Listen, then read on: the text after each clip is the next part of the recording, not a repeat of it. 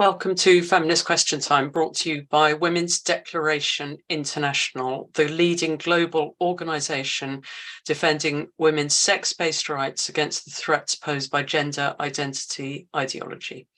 There's more information on our website, womensdeclaration.com, where you will find our Declaration on Women's Sex-Based Rights, which has been signed by 36,285 people from 160 countries and by 507 organisations. We have many volunteer activists, and we also have country contacts from every continent engaged in defending women's rights, and do join us as a volunteer. Today we're going to hear from Eugenia Rodrigues from Brazil about a meeting with Reem Al-Salem, the UN rapporteur, and an update on the situation in Brazil. We're going to hear from Amy Sousa from the USA, her research uncovering APA DSM and the creation of the diagnosis of gender dysphoria. We're then going to hear from Ruth Dineen and Nataly Anderson from the UK, Hague Mothers, ending the injustices of the Hague Abduction Convention. Then we're going to hear from Amparo Domingo, an update on the situation in Spain, and then from Judith Wagner from Germany, Twitter Spaces, and her Let Women Speak work that is really new and interesting, amazing, great work in Germany. So our first speaker today is Eugenia Rodrigues. She is a journalist and spokesperson of In the Right Body, a campaign against the mutilation of children, based on the lie of sex change. She also cooperates with other campaigns, groups and collectives focused on the rights of women. And the title of Eugenia's talk is Dear UN, It's Us and Our Children or Them. What we need UN to do regarding the erasure of sex. So thank you so much, Eugenia, and over to you. On July 24th, a meeting between Reem Al-Salem, UN's Special Rapporteur on Violence Against Women and Girls, and a small group of Brazilian women happened at Zoom.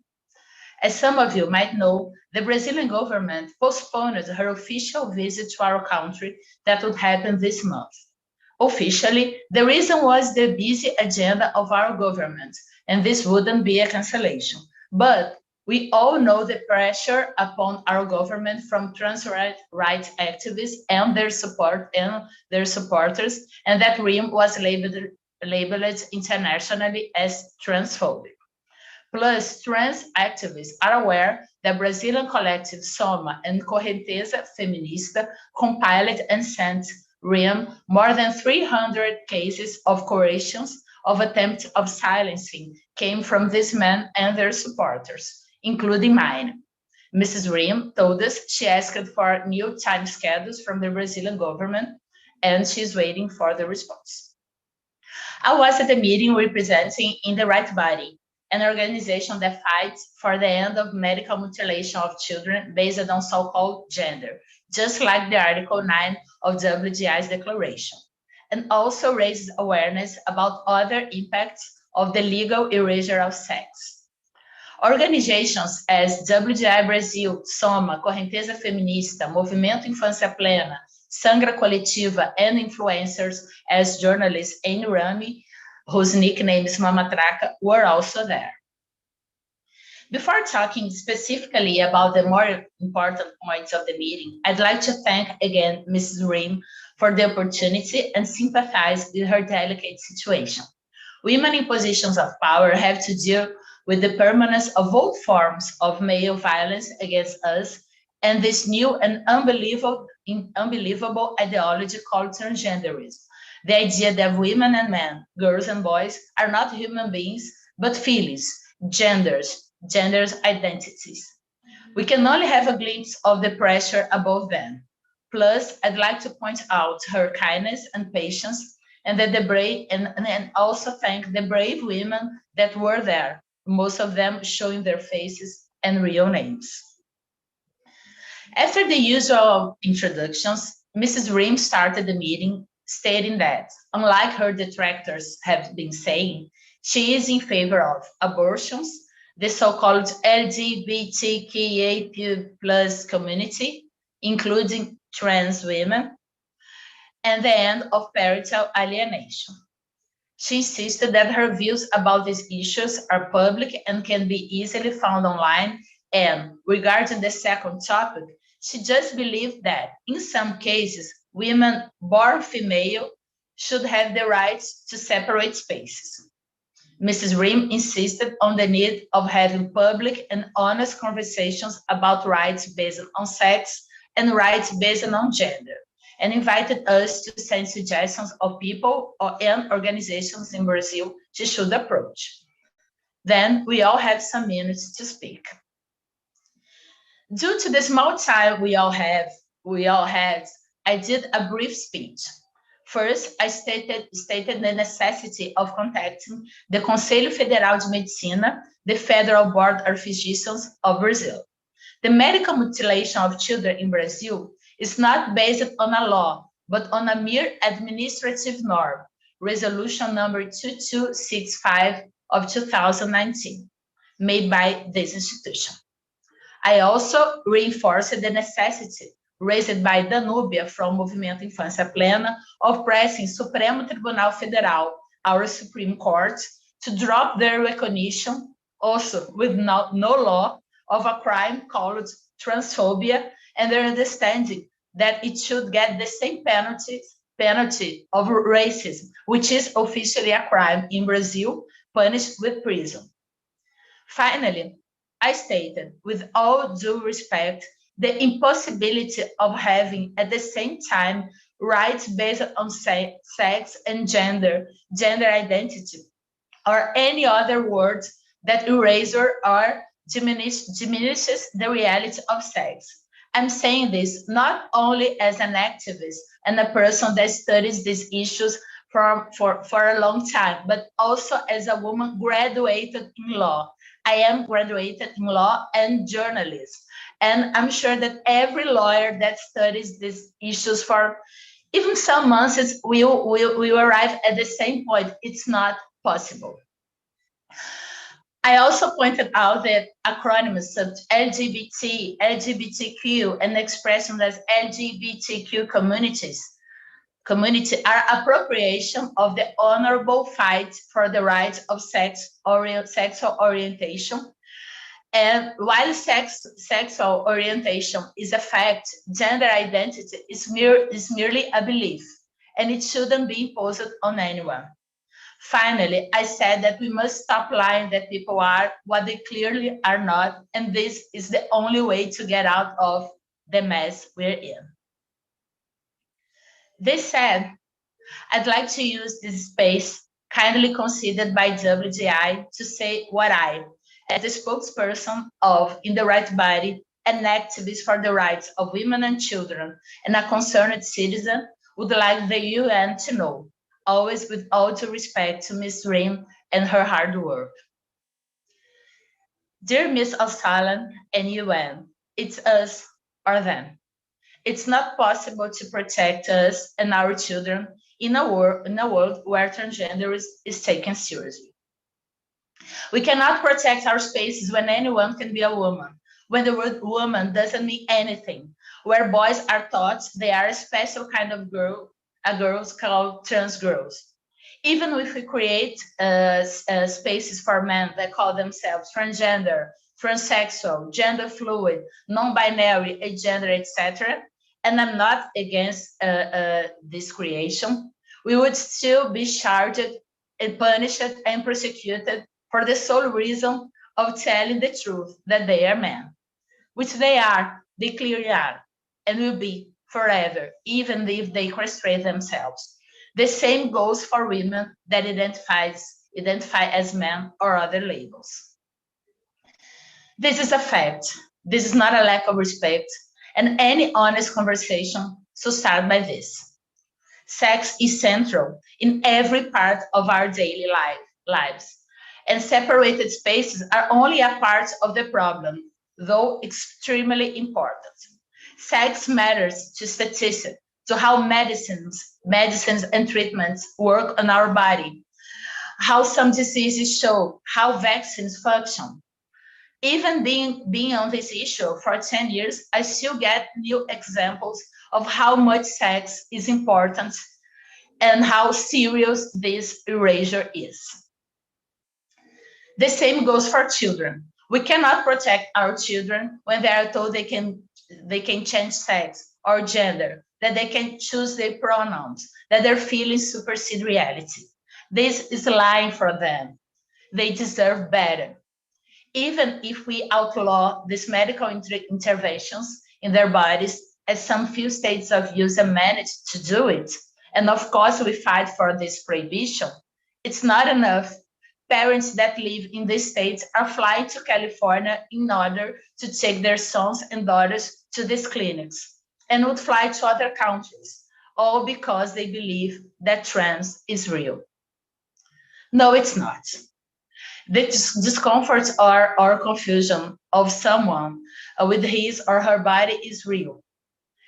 And everyone should have the right of medical health care to deal with that, as it happens with any mental health issue. But sex change is not possible. Thus, being trans and its derivatives as transsexual, transgender, transsexuality, transphobia are made up words and not facts. What we really need to know, what we really need the UN to know, is that we will never give up of being recognized and as fully human beings, not feeling, not academic concepts, not medical concepts, not parts of bodies, and we will never stop protecting our children. This is what we really need UN to know. Thank you.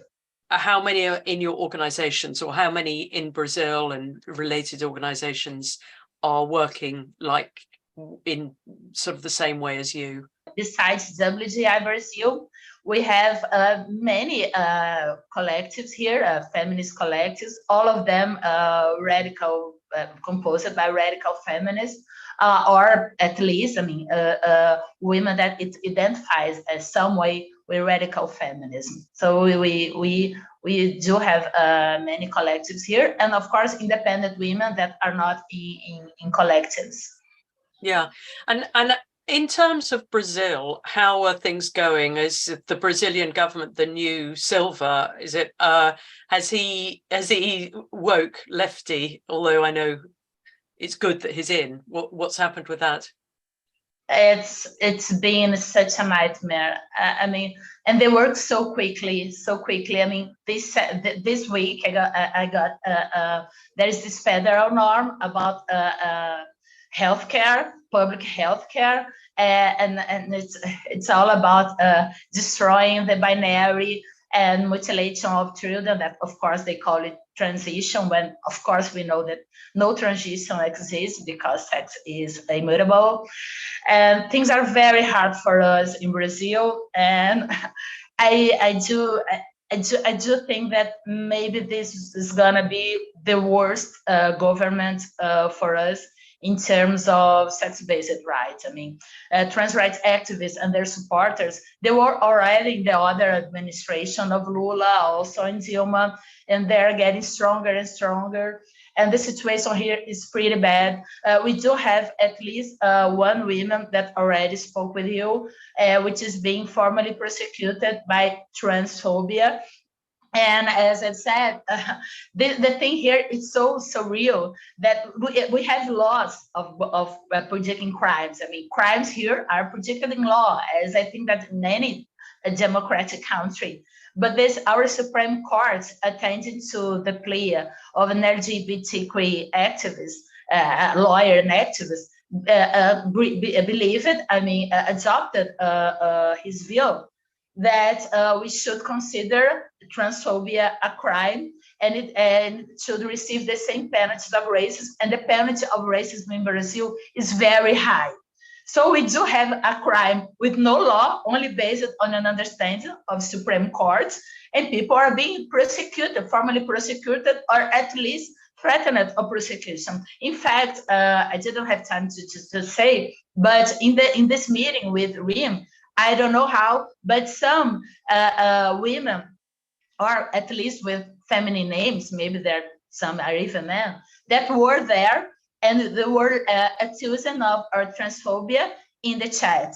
I don't know if Riem invited her, or someone sent her link on a malicious way. I don't know. I just want to say that these women are feminine names people were in the chat accusing us of transphobia, which is a crime. So it's very, very important that everyone knows that here in Brazil, our Supreme Court recognizes this as a crime.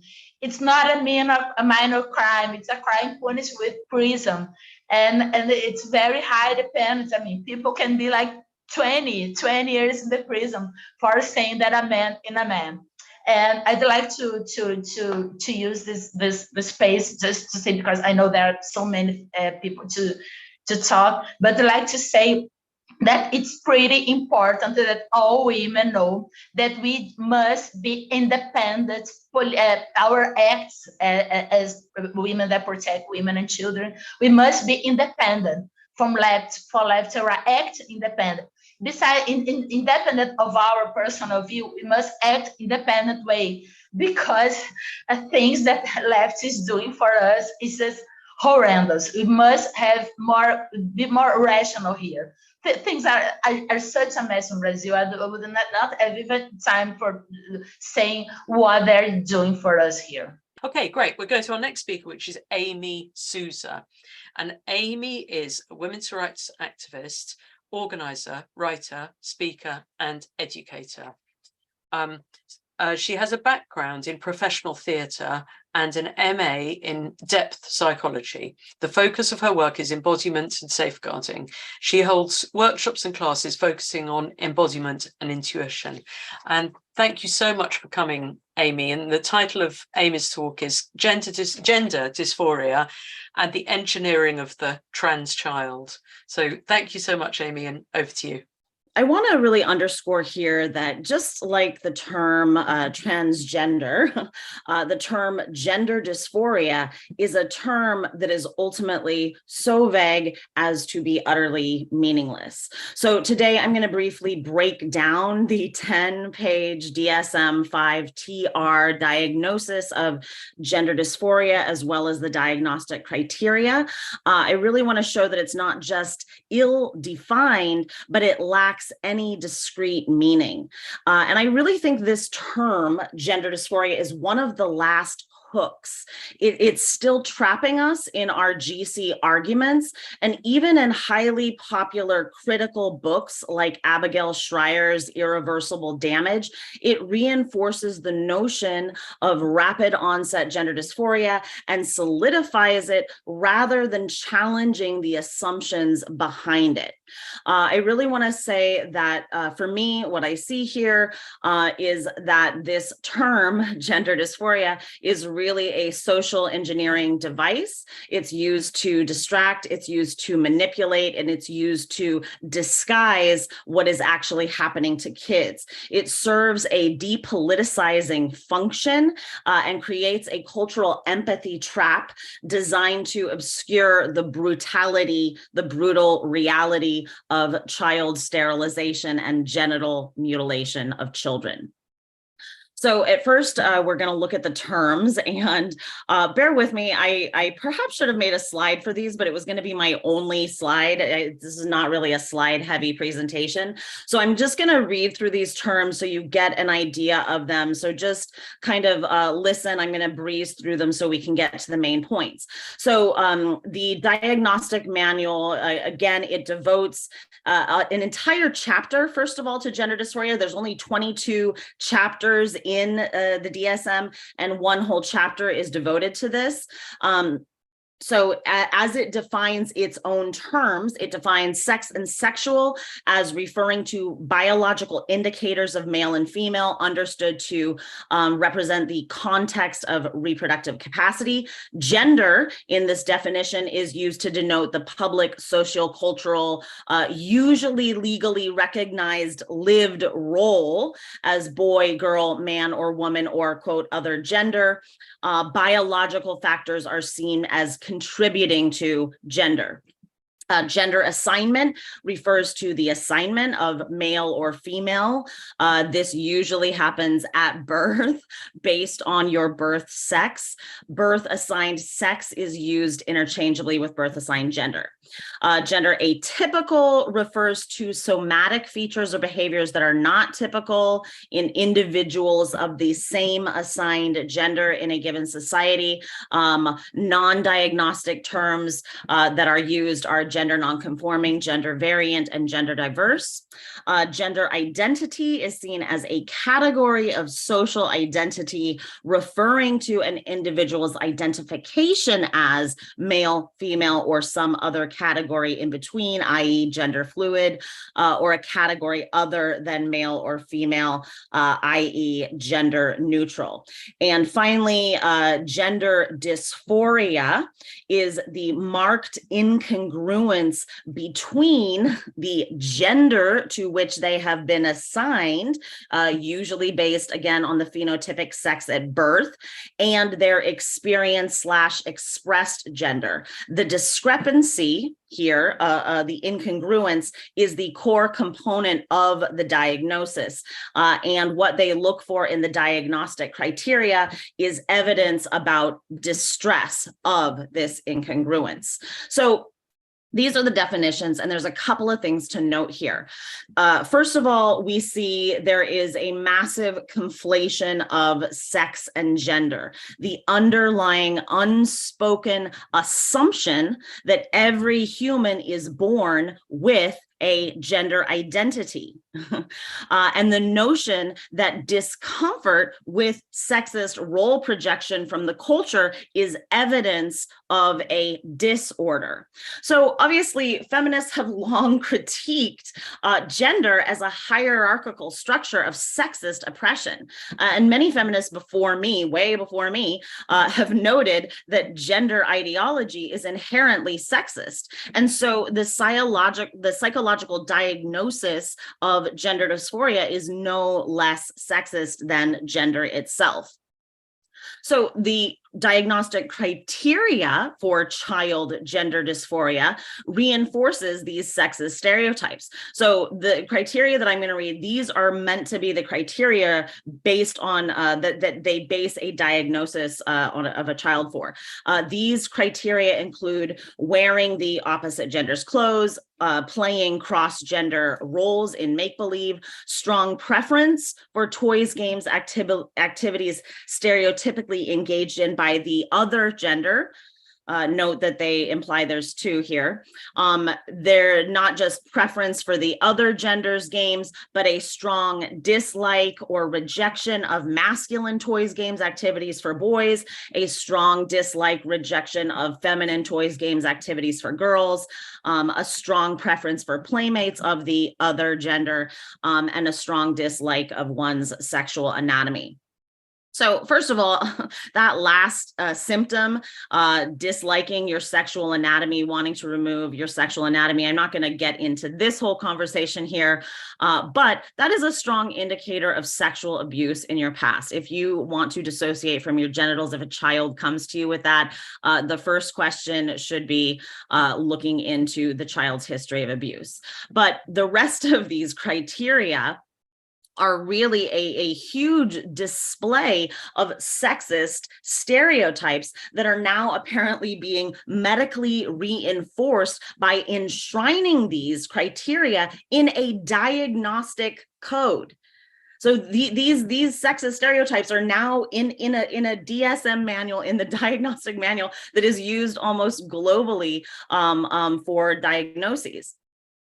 So it enshrines these preferences for cultural stereotypes as an indicator of mental health. So if you agree with these stereotypes, that's now an indicator of mental health, and rejecting these stereotypes is now cause for a mental health diagnosis.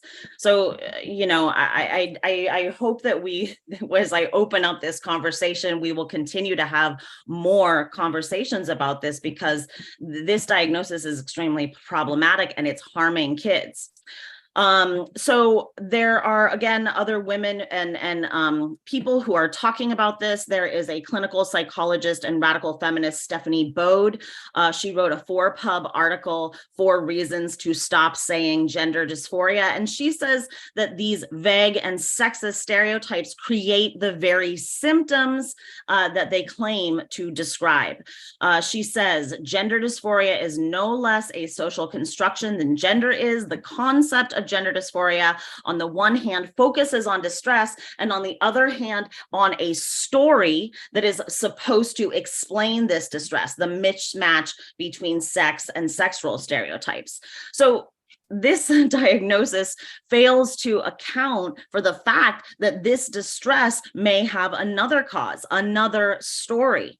The story of gender dysphoria is now superseding any possible other story that could happen. And because we now have a culture of affirmation only, there is really no space for any other story behind these symptoms to become expressed.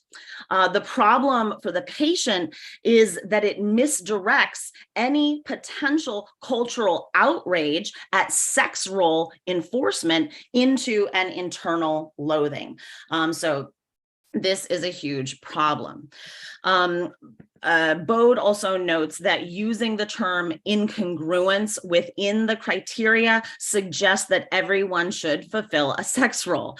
It doesn't reject sex roles or sex role stereotypes. It affirms them and just only problematizes the distress. So exactly, the definition of gender dysphoria boils down to a discomfort with cultural sex role projections, where congruence would mean a compliance with cultural stereotype roles, and incongruence is a rejection of and discomfort with cultural stereotype roles.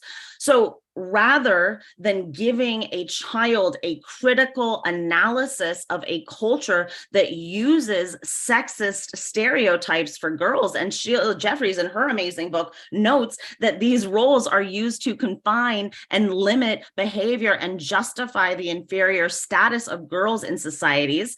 And of course, for boys, even though these stereotypes are different, they are no less limiting and constricting in allowable expressions of behavior. Thus, this diagnosis serves a depoliticizing function. It takes a justifiable and natural response to the external world and culture and makes it an internal problem of the individual. So James Hillman, who is a depth psychologist, that is the background of the kind of psychology that I studied for my own master's degree. He has a great book called "We've Had 100 Years of Psychotherapy and the World is Getting Worse." So he says, every time we try to deal with our outrage over the freeway, our misery over the office, the crime on the streets, whatever, every time we try to deal with that by going to therapy for our fear and rage, we are depriving the political world of something. When the patient talks about being angry about something, how is it talked about? Is it talked about as a personal problem? Is it talked about in terms of aggression and hostility and why you have an external authority problem? Or is it taken up as a vital part of the citizen's life? That would be the cell of revolution. And it begins with the realization that things are not right and an analysis of how they are not right. That is the first job. And that is the real job of therapy, because therapy deals with things that are not right. It's called dysfunction. But instead of imagining that I am dysfunctional, that my family is dysfunctional, you realize that the civilization is dysfunctional. The society is dysfunctional. The political process is dysfunctional. And we have to work on cures that are beyond my personal cure. That is revolution. That's realizing that things out there are dysfunctional. So children who are uncomfortable with the sex role that is projected on their sex are not dysfunctional. They do not have a mental illness. There is nothing wrong with them. They are having an accurate response to a dysfunctional culture. So we can also think about this the way a naturopath might think about medicine, where the symptom is just a reaction to the root issue. And the symptom is not the problem. Rather, the symptom is a signal pointing to the problem. So if you get a fever in response to an infection, the fever is a symptom of healthy functioning as the body tries to fight the infection. So in this sense, a child's discomfort with sex role projection is also a symptom of healthy functioning in response to a sexist, regressive, limiting infection of cultural roles. But rather than giving kids the language and support they need to critique the culture and affect change, they are in a sense being told that there is no infection. They're being told that the culturally designated sex roles are natural and that there's no way to change them since they're innate to sex bodies. So children are being stripped of any and all political agency, and instead they're being told they're being told that in order to relieve the pressure, they have to purchase new body parts, remove old body parts, and take mind-altering and body-altering drugs. So I'm going to go into some critiques of the DSM itself, and I'm going to start with James Davies. He is a medical anthropologist. He is also a psychoanalyst himself, and he's written a number of great books and articles and lectures about this, not about our issue, but about critiquing the diagnostic manual in general. So he talks about the flaws and failures of the biological model of mental health that makes mental illness into one of faulty brain chemistry. And he also shares Hillman's value that defining natural responses to emotional states and social pressures as mental illness is highly depoliticizing. So I'm going to read from him now. He notes that we blame suffering on faulty minds and brains rather than on harmful social and political work environments. Consequently, our distress is no longer seen as a vital call to change or as anything potentially transformative or instructive. It's rather become, over the last few decades, an occasion for yet more buying and selling. Whole industries thrive off of this logic, offering self-centered explanations and solutions for the many pains of living. The cosmetic industry locates our misery in our aging. The diet industry locates our misery in our bodily imperfections. The fashion industry locates it in us being passé, and the pharmaceutical industry locates it in our so-called faulty brain chemicals. Now, each industry offers its own profitable elixir for emotional success. They all share and promote the same consumerist philosophy of suffering, that your central problem is not that you've been mistaught to understand or engage with your difficulties, your aging, your trauma, your sadness, your anxiety, your grief, but the fact that you are suffering at all. And that is something that targeted consumption can address. Where suffering is the new bad and failing to consume the right remedies is the new injustice. So what is the tool for the dissemination of pharmaceutical consumption? The DSM. Okay, the DSM, first of all, I don't know if some of you are therapists or social workers, you may already know this, but the DSM is a private document. It is owned and written completely by the APA within house, the APA being the American Psychological Association. And though it is privately owned. It has vast public reach and public implications far beyond the United States. It is used almost universally globally. There are some other diagnostic manuals out there, but this is the main one that is used. So it's used, of course, by therapists and social workers. It establishes psychiatric conditions that are taught in medical and other professional schools. It determines eligibility for disability payments, for insurance compensation. It lets you know which diagnoses are targeted by pharmaceutical providers. It determines what disorders become objects of psychiatric research. It has implications for FDA regulations that require the drug industry to market its products as treatments for particular DSM diagnoses. And it's embedded in the administrative apparatus of hospitals, the judicial system, the education system, and most importantly, it deals with how individuals conceive their own psychological problems. So it influences the culture at large. There's a few things that Davies provides archetypal interview data about. And one of the main things that I think is very important that I, even as someone who went to school for psychology, I did not actually realize this, maybe some others of you did, but the DSM diagnoses are not a process of research, peer-reviewed research, and going back and forth first, and the entire book is written by committee, consensus, and vote. Okay, research is secondary. Research is done after the fact. So it's based on the clinical, it is based on the experience that these therapists and psychologists are having with their patients, with their clients, but it's based on personal experiences and then discussed in committee. And sometimes these committees are as small as 9, 12 people. They can be very small. And sometimes what happens, and again, there's archetypal interview data about this.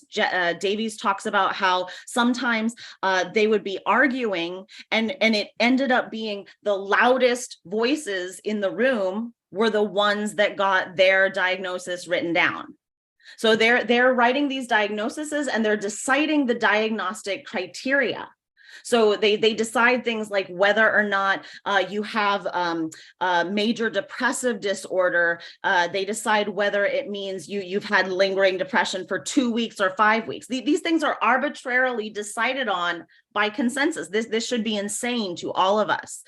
This in itself should discredit our belief, our belief in this manual.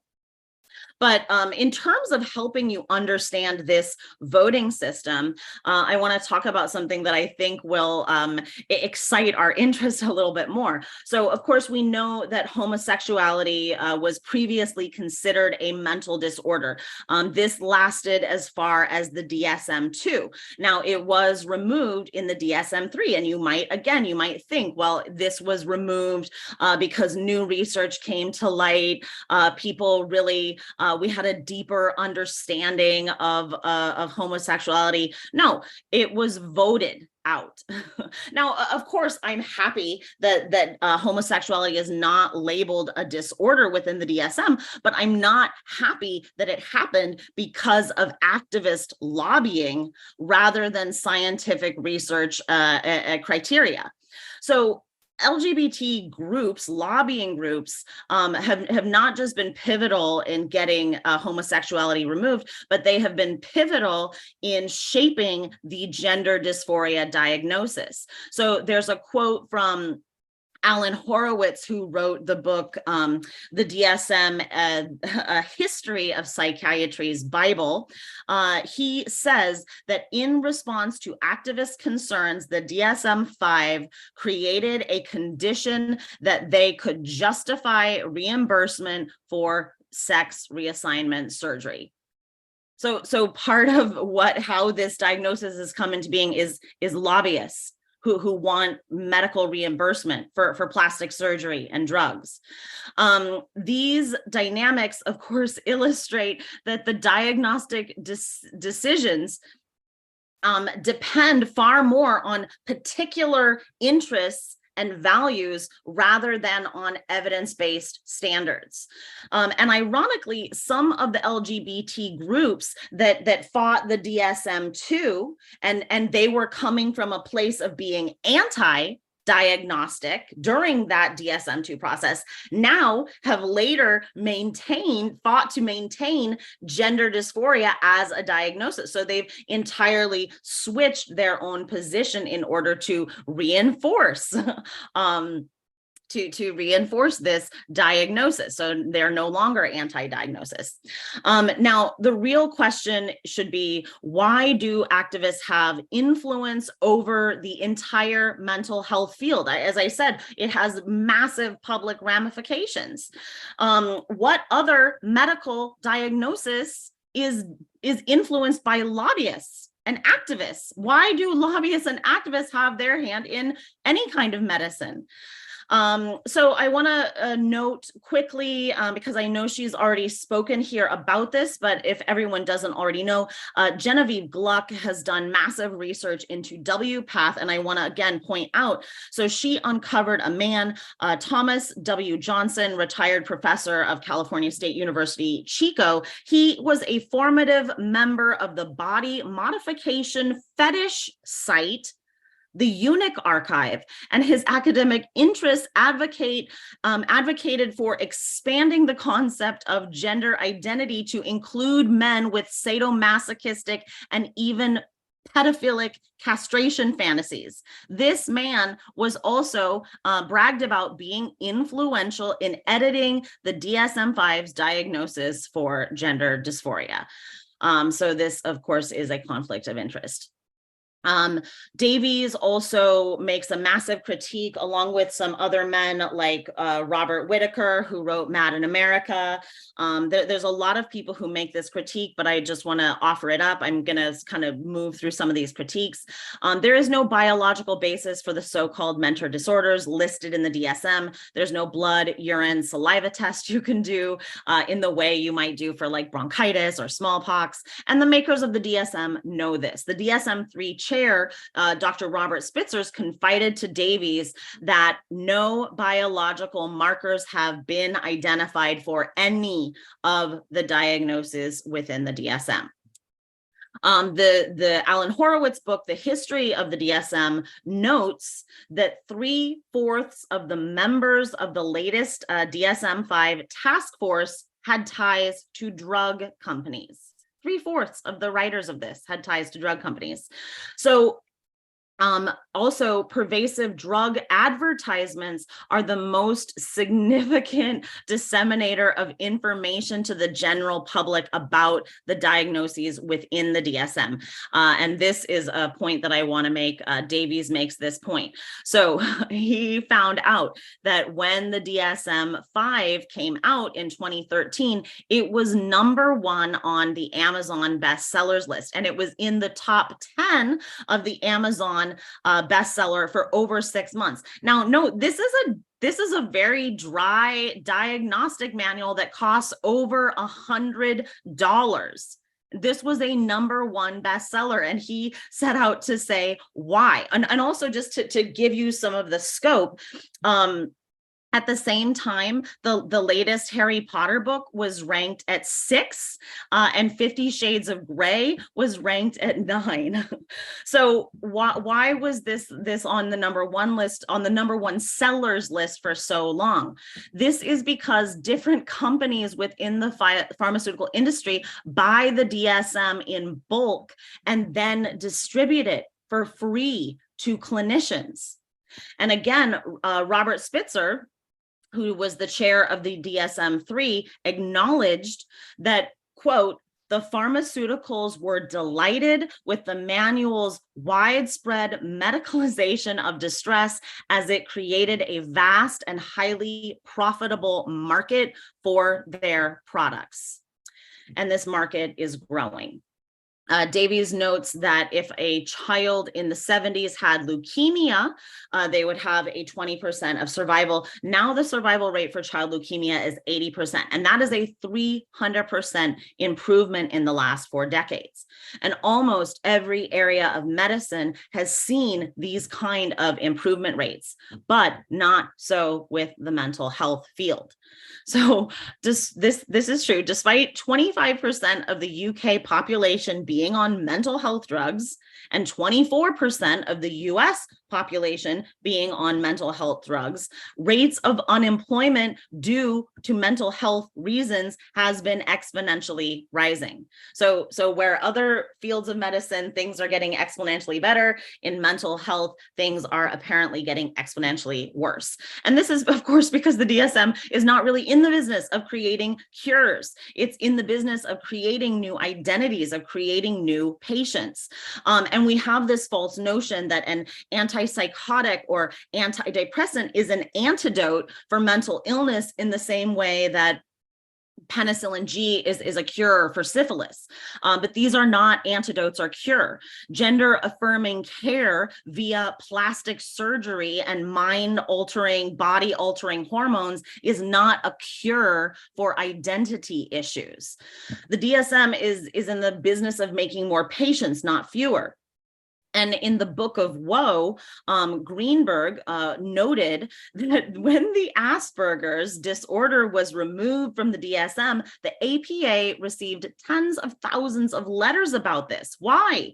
APA president at the time, Carol Bernstein, wrote in the Psychiatric News that the diagnosis gave them, quote, a sense of uniqueness and belonging, and that they had christened themselves as Aspies, and that to delete the diagnosis might, quote, deprive them of their identity.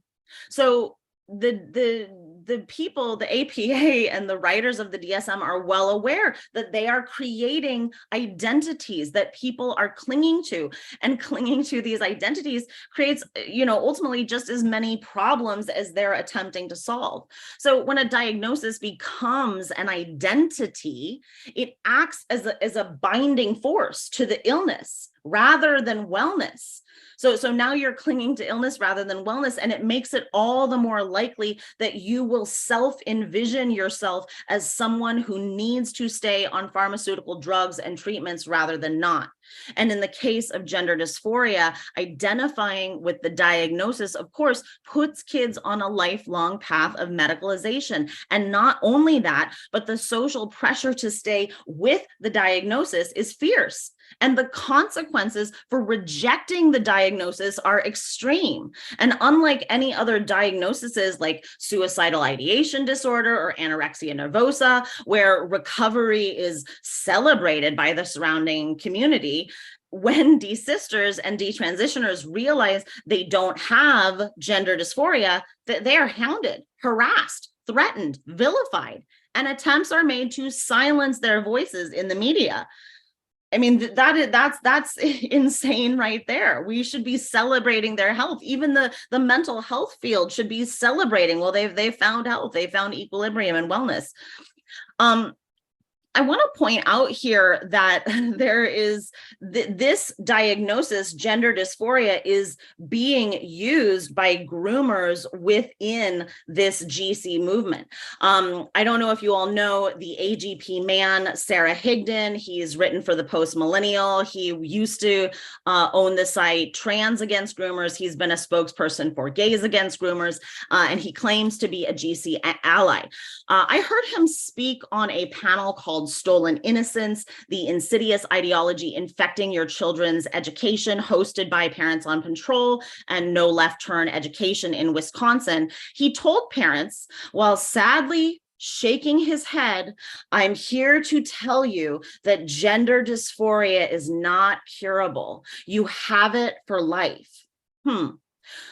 he has a vested interest in saying this. He's also spoken publicly about how he uses women's bathrooms and women's locker rooms, despite knowing that women do not want him in our spaces. How convenient for him to promote the notion of the diagnosis of gender dysphoria as something that is lifelong and innate. He is using this as a manipulation tool to break boundaries. He is a groomer.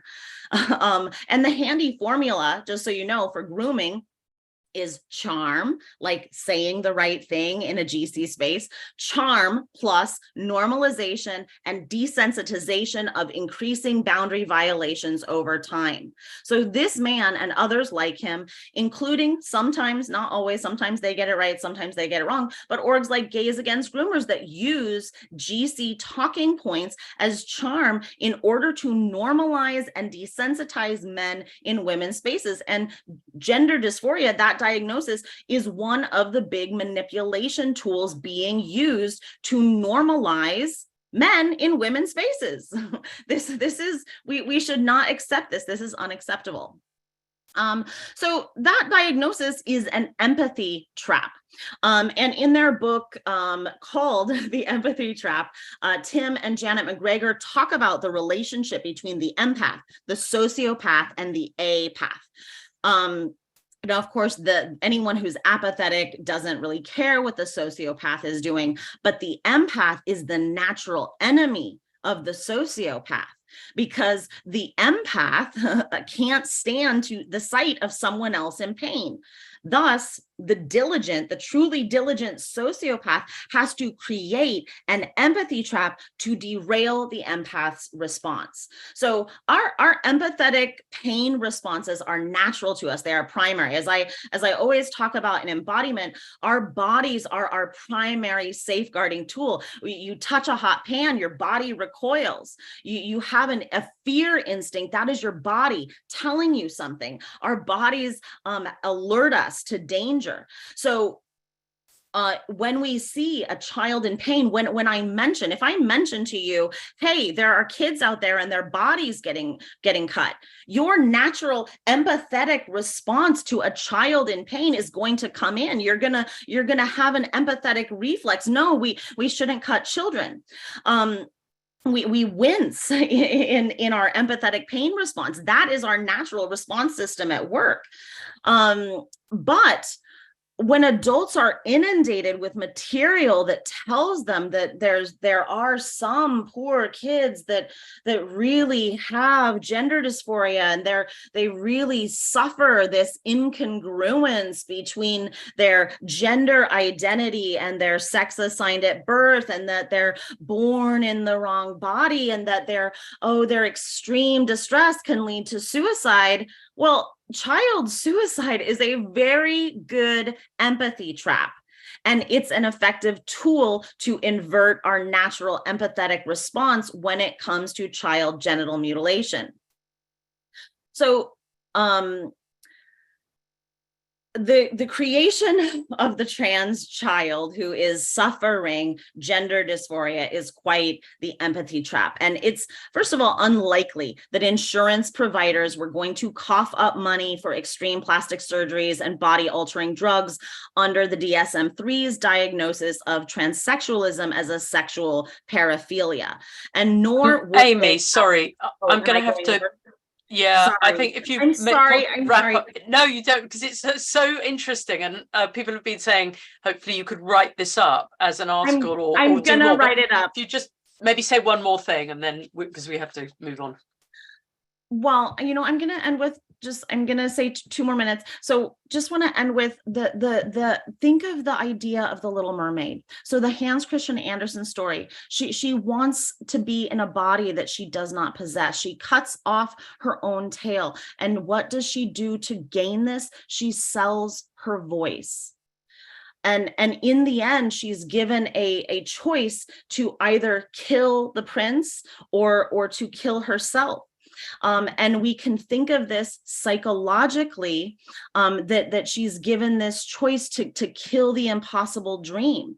But in this tale, she chooses to dissolve into the sea. She goes into unconsciousness. She does not gain consciousness about her own actions and situations. So when our children are going through this gender dysphoria, when they see themselves this way, they are losing their voice. They are cut off from their bodies. And today's kids are having their bodies cut off for an unattainable dream. And in the process, they're losing their voice, being uncomfortable with sexist, regressive stereotypes. It's not a mental illness, and it's depoliticizing to call it one. It creates self-attack, and it suppresses possible political action. Once I got interested in this, I've just been researching more and more about the DSM in general and how they create their diagnoses and how this relates to medications. Most of it does not pertain to gender dysphoria, but I hope that we all will continue this research and keep opening it up, because I think the topic of gender dysphoria is kind of this last hook that's hooking us, and it still taps into our feelings like, oh, these poor children, they're having this very real distress. And I think where I hope to go with this is bring this into Stephen Hassan's BITE model for cult think and cult in engagement. And the way that he talks about cults is that it doesn't have to come from a central leader. It can be something that is disseminated through the culture. So I look at this a lot more as social engineering, social contagion, rather than a disorder or mental illness that a child is facing. Right, so we're going to go on to our next speakers. They are Ruth Dineen and Nataly Anderson. And Ruth is the international coordinator of the Hague Mothers campaign. And Nataly is a Hague Mother activist, founder of Family Court Crisis, and a member of the Hague Mothers UK project team. And the title of their talk today is Hague Mothers, Ending the Injustices of the Hague Abduction Convention. So thank you so much, Ruth and Nataly, and over to you. We're going to talk about the Hague Abduction Convention, which is an international treaty which has been signed by over 100 countries worldwide, but it's now being used to control and abuse mothers and children worldwide. So what we're going to do, we're going to show a short video which explains the problem. Then Nataly will talk about the on-the-ground reality for mothers and children. And then I'll talk a little bit about the campaign we've got going to try and end these injustices. And I'm going to ask you for your help right here and now.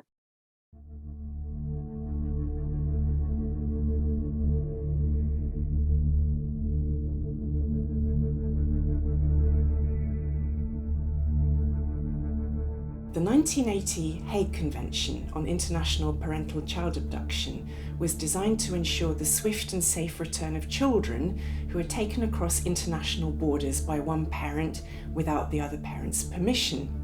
It's usually very effective, but there's a problem. The convention was originally designed to deal with fathers who abduct children and to protect mothers and children, but that's changed. Now, in over 75% of cases, the abducting parent is the mother. Many of them are fleeing domestic abuse. There's nothing that actually protects a fleeing mother and child.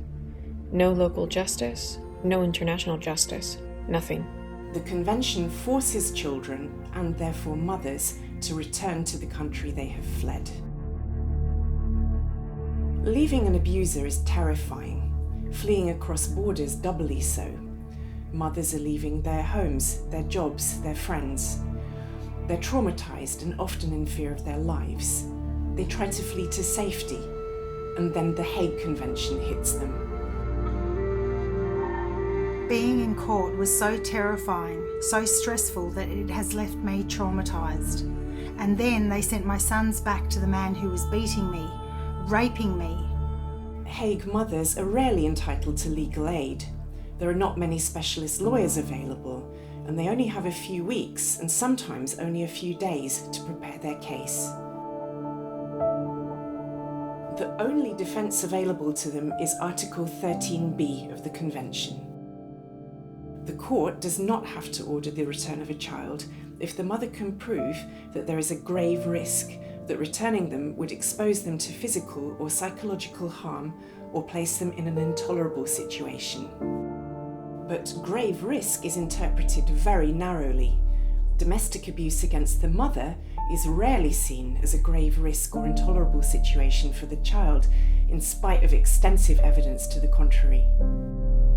Children are almost always returned to the country and often into the care of the abusive parent. My ex has filed a hate convention case against us after we fled Ireland last year. I just know they're going to send my kids back and then I'll have to follow. But what happens to us when we get there? What if he kills us? Mothers must choose whether to return with their children or send them back alone.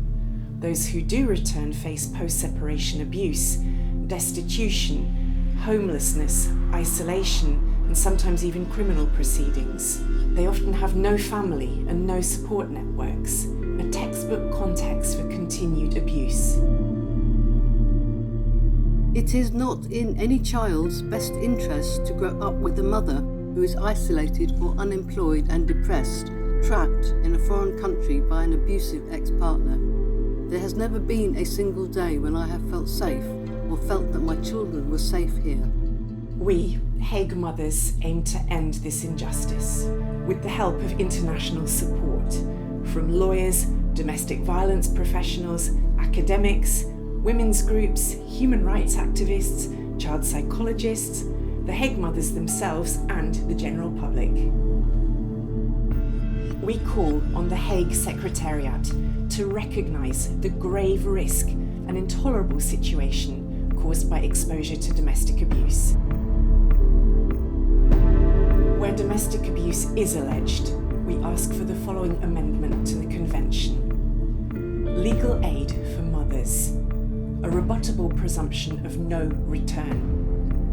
Welfare hearings held in a safe location. The views and wishes of the child to be fully considered. And a restriction on the use of protective measures to defeat Article 13b.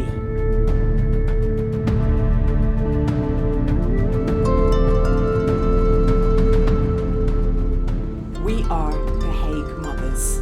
We're an unstoppable global movement for justice.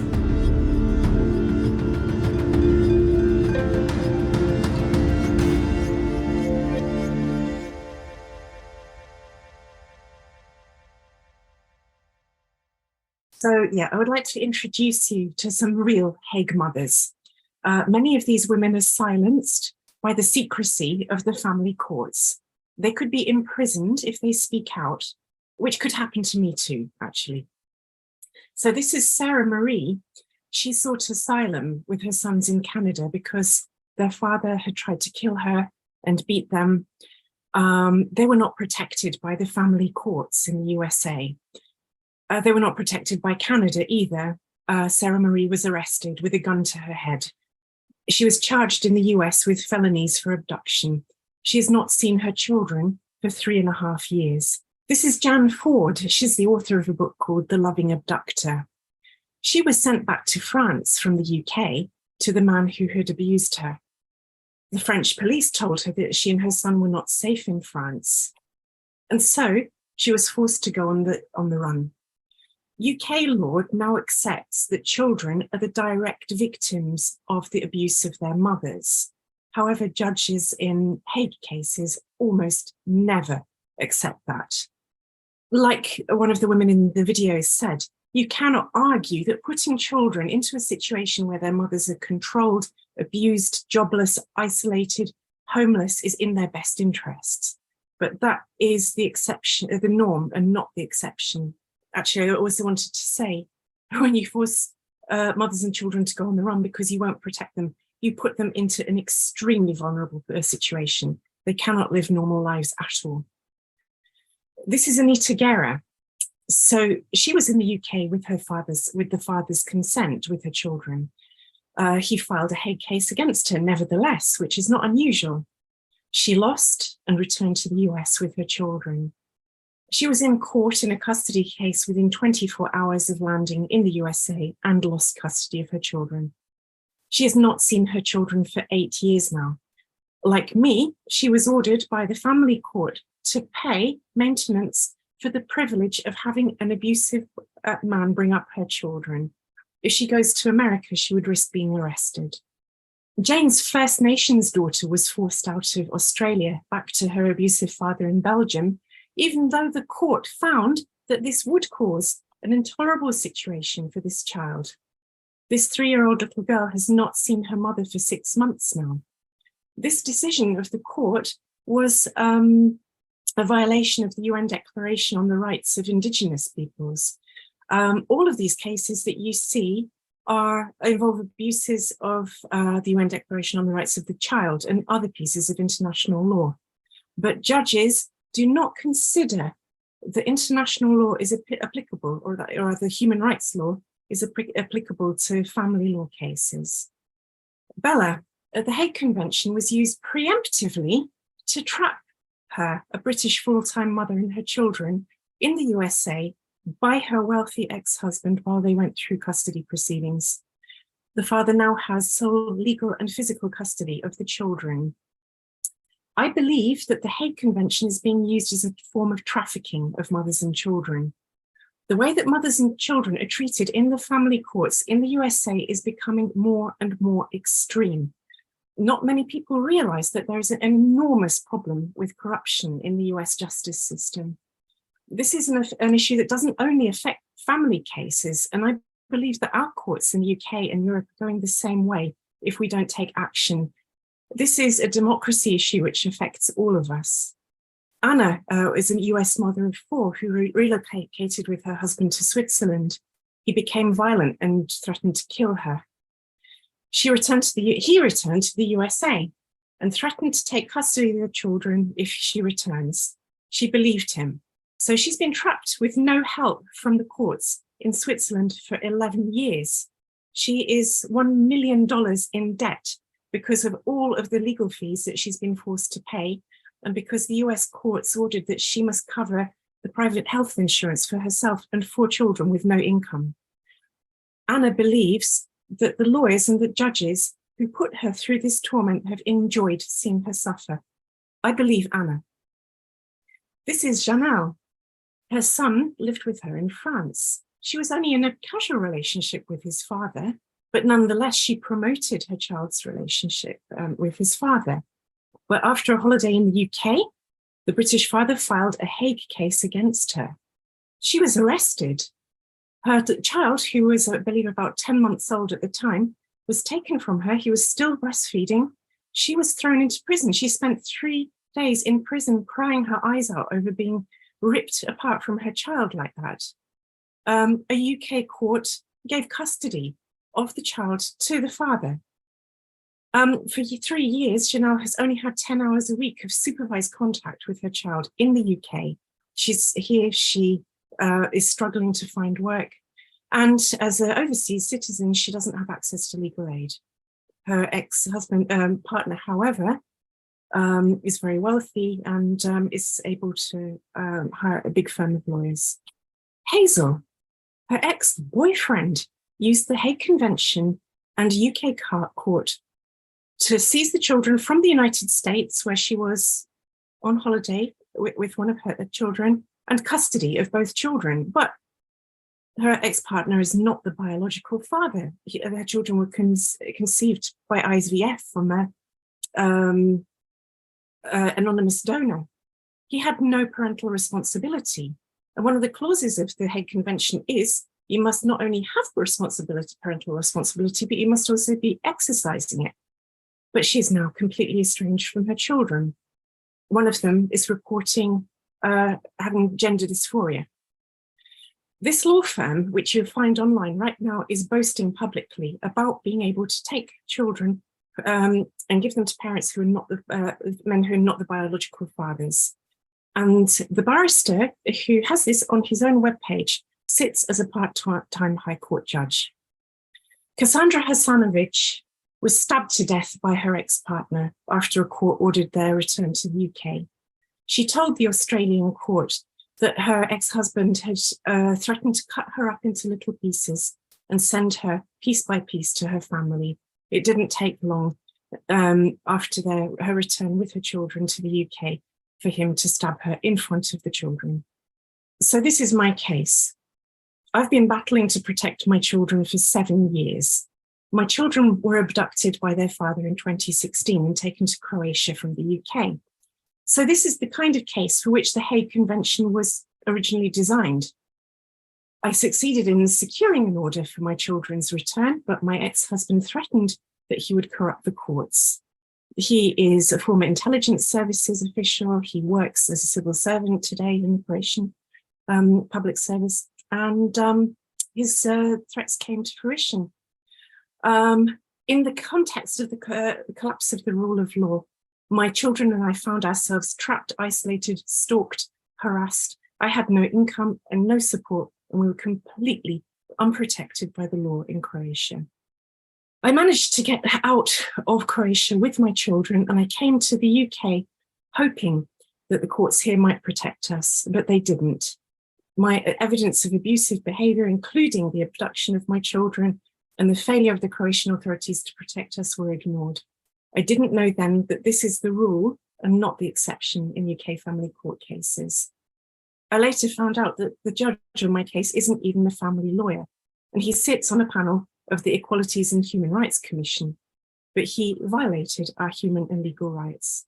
My lawyers told me that I could not appeal. I later found out that this wasn't correct, but it was too late. So I made a financial claim against the judge, and this is what he responded. My complaint was about the failure of duty of care towards my children and negligence. He said a judge does not owe a common law duty of care to litigants. Well, I was talking about my children. So who actually does have a duty of care to the children? And also judges, he says, are entitled to immunity from suit. So who is accountable exactly? So we were forced, my children were sent back to Croatia. I continued fighting and campaigning, armed with more information I'd gained in the UK about what was going on. But I found that the judges do not care about the law or about evidence. And at the end of last year, I found myself in a court hearing with 6 people who were under investigation by the Croatian Office for Anti-Corruption and Organised Crime. None of them were removed from the case, and the judge believed them and ignored my evidence and my children's wishes. Also in the hearing, and this ties on very nicely from from Amy's speech, there were 2 expert witnesses, a psychiatrist and a psychologist, who specialise in parental alienation. Other mothers told me that they had victimised them as victims of domestic abuse. These expert witnesses accused parents who report abuse as being manipulative, alienating, as being paranoid, or having personality disorders with absolutely no evidence to silence them and their children. And that is exactly what happened in my case. My children said very clearly and consistently that they want to return to live with me in England. And they told about a dozen professionals and could not understand why they were not listened to. And at the beginning of this year, the situation got really bad. My sons refused to go back to their father, and I could see that 7 years of this risked making them seriously ill. I had to stand up to the ludicrous court orders that I had been reporting for years were unlawful. And at the end of last year, after that hearing and the judgment, it emerged that that same court was embroiled in a massive child trafficking scandal. And the Croatian government refuses to investigate what happened to over 120 children brought from Democratic Republic of Congo for adoption into Croatia since 2016. International adoption of children from DR Congo is prohibited, and the journalists found evidence of shocking malpractice. So I was forced to take my children to Switzerland to protect us from inhuman treatment by their father and by the Croatian authorities. And what happened there was shocking. I was told that because we have British and Croatian citizenship, we have no right to asylum. The authorities disclosed our whereabouts to the authorities that we had fled from. The children were sent back to Croatia against their wishes and against the explicit advice of the Swiss lawyer appointed to represent them. This is a multiple violation of international law. A refugee is a person who flees from violence, persecution, threats to their physical integrity, and it should include psychological integrity, because the severe stress impacts our physical health too. Those are our rights under the Geneva Convention. And in Europe, we also have the right to asylum under the Istanbul Convention. It has 2 articles that explicitly state that victims of gender-based violence must be protected under asylum law, but states are not implementing the Istanbul Convention. The rights of women are in a parlous state, and the courts are treating women like surrogates and children like the property of their father. My children were treated like objects, and we were all manhandled by the Swiss police as they unlawfully took my children before we even had a chance to appeal. We saw very clearly that mothers and children are not entitled to asylum because of the Hague Convention. And at that moment, we felt the jackboot of the patriarchy crushing our necks, helped by female judges.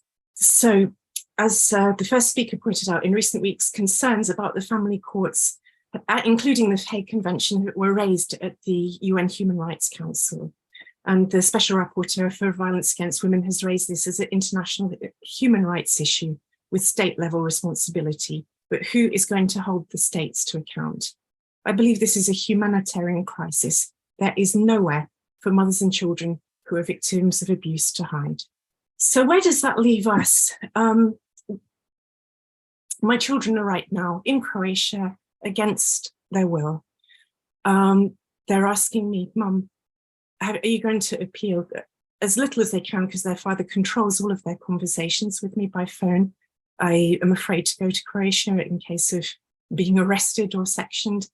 My children wrote to me on Mother's Day. One of them says about me, she hasn't got any bad points except that Grandma cooks better than her. That's my mother. And the good points are, I can't say them all because it would take me thousands of years. The best thing is hugs. My other son says, I really love my mum and I hope I can see her very soon, but I can't tell them when we can see each other. Their dad wants us to only see each other for 2 hours a week under supervision of the same Croatian social services who victimized me and failed all of us. He wants me to go back to the same court to fight for contact, and I will do neither of those things. The children's Swiss law told the judges very clearly that my children cannot expect good life outcomes if they're forced to return to Croatia to live with their father. I feel powerless, but I'm not. I'm campaigning and I don't know yet what I will do, but I do know that I will find a way. Thank you for listening, and back to Ruth now. Mothers like Nataly, who are absolute warriors, and in the worst cases and the worst circumstances, they just never give up. It's women like Nataly that got me involved in this whole campaign. So Hague Mothers was set up in response to Mother Stories. And we have one very simple aim, and that is to end the injustices created by the Hague Convention, particularly for mothers and children who are victims of abusive relationships. That aim, which is a pretty big one, can only be managed through the international sisterhood, and that's how we're working. So it's an entirely voluntary campaign. We have no funding, though we're supported by Phileas Charity, and everything we do is co-produced with about 90 women from across the world, and we're growing all the time. We also have 2 very nice chaps who advise us, but essentially 90 women on this campaign. So there are Hague mothers, lawyers, domestic violence professionals, academics, journalists, psychiatrists, counsellors, feminists, children's rights advocates, and many more. And the way it works is that we ask people what their skills are, what their knowledge is, and ask for their ideas about what action should we take, and that's what we do. And we're working in an unexpectedly positive context within that wider context, which is just horrendous. It's unexpectedly good because of Reem Al-Salem, who's been mentioned several times already today. She's the UN Special Rapporteur on Violence Against Women. And she recently wrote a paper that many of you will have come across called Custody, Violence Against Women and Violence Against Children. And that piece of reporting is very much focused on the family courts, but also on the Hague courts. And she said in the recommendations that the Hague Convention on the civil aspects of child abduction should be revised to better protect abused women and their children by allowing a stronger defence against return if there is family and domestic violence.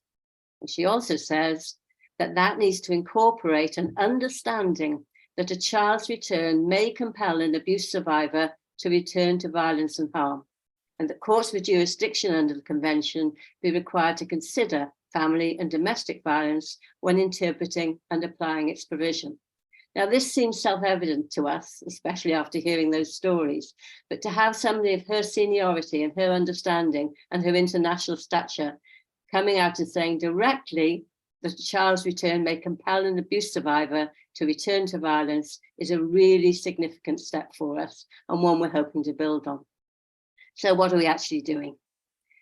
Well, in October, there's the 8th Hague Convention Special Commission meeting. They only happen every 6 years, and a group of people, mainly male, but not always, get together to talk about the Hague Convention and how it's working and to discuss any problems with it.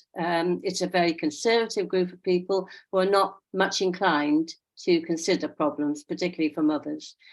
And what we're hoping to do is to influence them. So a number of things. Our international steering group have produced what will be an open statement, a position statement, basically, explaining what the problems are and what needs to be done. We're going to get signatures, we hope, from the sort of premier, the leading Hague experts from across the world, and that will be sent to the Special Commission members and made public. We've made the Hague information video that Nataly presented on, which you saw earlier.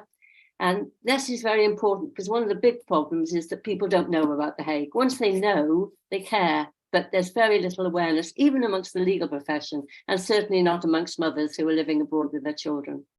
We're also trying to build an evidence base. The Hague courts don't collect data, or they only collect the most minimal data. So they don't know that it's a majority of people who are mothers who have these petitions brought against them, over 75%, as we said. They don't know how often domestic violence is alleged. They don't know whether that leads to a change in outcome. We think it doesn't. So when we go and complain, they just say this is anecdotal. So we're building statistical evidence, and also we're creating mother stories so that people really understand the absolute brutality that comes in the wake of the Hague Convention.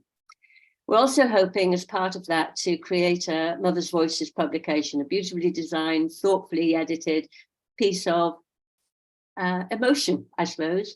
And we will print that and we will send it to the Special Commission members, which include people from all over the world. And we'll also send it to major governments across the world. In fact, to anybody who we think could influence this. We also have set up, or at least Global Arc, who work in this arena, working with us and a number of other organisations who work with Hague survivors in New Zealand, in Australia, in the US, in Brazil, in India, and in Europe. We set up this Protect Hague Victims petition, asking for the Special Commission to really look into this carefully and to see the abuse that is being carried on towards mothers and their children by the convention. And when I looked yesterday, it was almost at 31,000 signatures. So it's doing really well. We'll keep it going until October, and then we'll send that and all that information to the Hague Special Commission.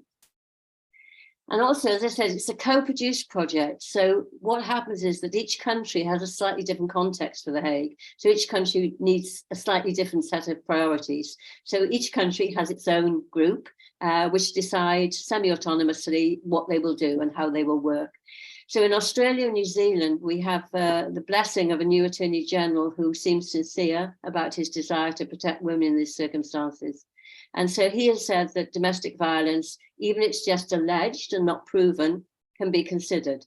We want to change the wording from may be considered to must be considered. So it becomes an absolute starting point. If there's domestic violence alleged, then the whole consideration of the return in a Hague case ends. There's also legal aid provision set up now in Australia for mothers, which is great. But again, we're pushing to have domestic violence and trauma-informed legal aid. Because if you have a lawyer who doesn't understand about coercive control, for example, or doesn't understand the impact of domestic violence on a child, even if they're not directly involved, but simply witness it, then your lawyer is worse than useless. So that's another thing we're pushing for. And finally, we're pushing for the children's wishes to be fully considered. The Hague Convention was actually set up to protect children, and it clearly is not doing that. So listening to the children, as Nataly was saying in her story, listening to the children's wishes, and particularly their wishes to be loved and cared for by their primary carer, who is invariably the mother, that needs to be taken into account. We've got a team, small team, but it's building in the US, Canada, and Mexico. Some of the things they're involved in is they're surveying resources and organizations that are already out there, so we can start to make links.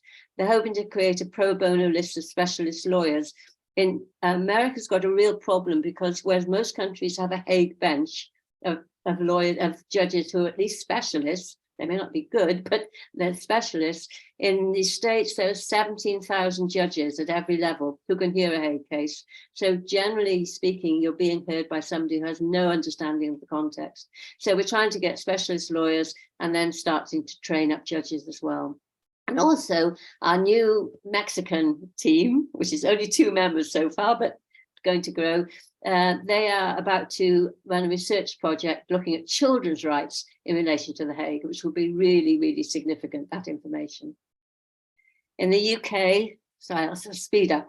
We're working with Brunel University Global Lives Research Centre, fabulous people.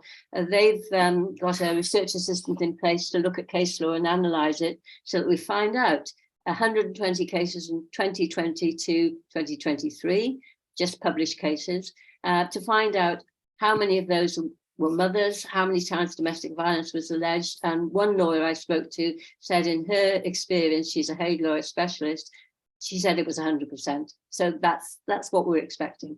They're also talking about setting up a research centre, which will have the Hague at its heart, but also look at family courts and look at parental alienation and the whole arena of abuse of mothers and children that goes on in our judicial system. We've got a parliamentary engagement strategy to try and get MPs involved and interested. We're building court support resources. There's some fantastic resources out there for family courts and really good organisations working in that arena. But of course, the Hague Court is like the family court on steroids. It's much quicker, it's summary, it happens before you even had time to take breath.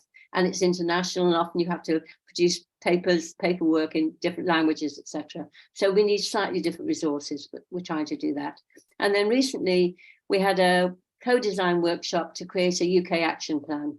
And we looked at how could we support and safeguard mothers and children pre-flight, before they've even decided they need to cross international borders, pre-court, court, and also post-court, because that's the bit that nobody ever thinks about in the judiciary. They make the decision, and then what happens to the children and the mothers afterwards is of no concern to them. But of course, that's what really counts. So lots of ideas we came up with. Some of them were fairly straightforward, raising awareness. Some of them were more revolutionary in a way. We already have peer support groups for mothers, but there was a suggestion that children should have peer support groups as well that could be internationally connected. And then more ambitiously, that there should be a one-stop shop in every country that's a signatory to the Hague to give support and resources, and they would link up with each other. So those are some of the things we're doing. But as I said earlier, our immediate and pressing priority is to try to influence the outcomes of the 8th special session of the Hague Conference. We won't get this chance for another 6 years. And so my last bit of the presentation is to ask for your help, your practical, immediate, active help. The first thing we would ask you to do is to sign the Protect Hague Victims petition. Not just sign it, because if you sign it, that's great, that's one more signature, but if you could sign it and share with everybody you can think of, yeah, friends, family, colleagues, lawyers, domestic violence people, whoever you can think of who might consider signing and sharing it to Protect Hague Victims, that would be fantastic. So that's that link. Secondly, we really, really need to raise awareness. As I said earlier, once people know about this, they care about it. We just need to let them know. So if you could possibly share the Time for Change video and get other people to share it further. If we can build up the number of people who've seen that, I think we'll build up involvement and engagement. If you'd like to follow us on Twitter, that would also be deeply fantastic. We haven't been tweeting much because it's voluntary, we sort of just do what we can, as most of these grassroots organisations. But we are going to start to build that so that we are engaging with other groups and organizations who work in a similar field.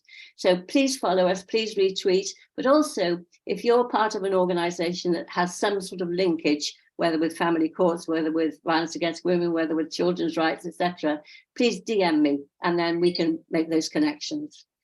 If you'd like to have a Hague Mothers newsletter, which comes out every month, you can sign up for that on our homepage of our website, and do have a look around. There's some great resources there. If you think that you have some skills or some knowledge that might help, and if you have some time and space, I know how busy we all are, but if you think you'd like to help and like to join us, please email me. We have people from all over the world, and it's growing literally by the day. Some of the people who work with us, all they can do, and it's a big thing, is to follow us on Twitter and make sure they amplify our voices. Other people take part in our steering groups. Other people take on particular tasks like the court support resources. So there's lots of different levels at which you can be part of it. And last but absolutely not least, Nataly makes my heart beat faster. I have so much, her courage is just beyond belief. It moves me to tears. Please, she has a petition to try and get her boys home. If you could sign and share that as well, that would be really significant. We'd be really grateful for all of those things. Thank you very much for listening. So our next speaker is Amparo Domingo. She is the country contact for WDI for Spain, and she's going to give us an update on what's happening in Spain. So thank you so much, Amparo, and over to you. I'm going to let you know how things are here in Spain, which not surprisingly are not very good, but we have a strong moral, so we keep on fighting back current situation. I have divided my presentation into bits, 2 sections. I thought it was easier that way, and I'm dividing the slides in woke politics and the consequences, and later on, what are we doing to fight them? And in the sections, I'm just organizing it chronologically. You have the date at the top of the slides to help you know when things happened, because it has been packed with many things. So in the end, it was I thought it was easier this way. So since last time when I came, it was January. We were still fighting what was then the bill, but then sadly, it's now law. We have a law with self-ID in Spain. It was published at the official bulletin on March 1st, 2023, as you can see. So now it is official. It's a heavy text, because it not only has self-ID, it also has a ban on conversion therapy, and that is a part of the interdiction of anything else that is not affirmative approach to the gender identities theory or belief as it is. You can only affirm, otherwise you're going to suffer the consequences, which is the third axis of this bill, of now law, sorry, which are fines up to 150,000 euros for dissenting.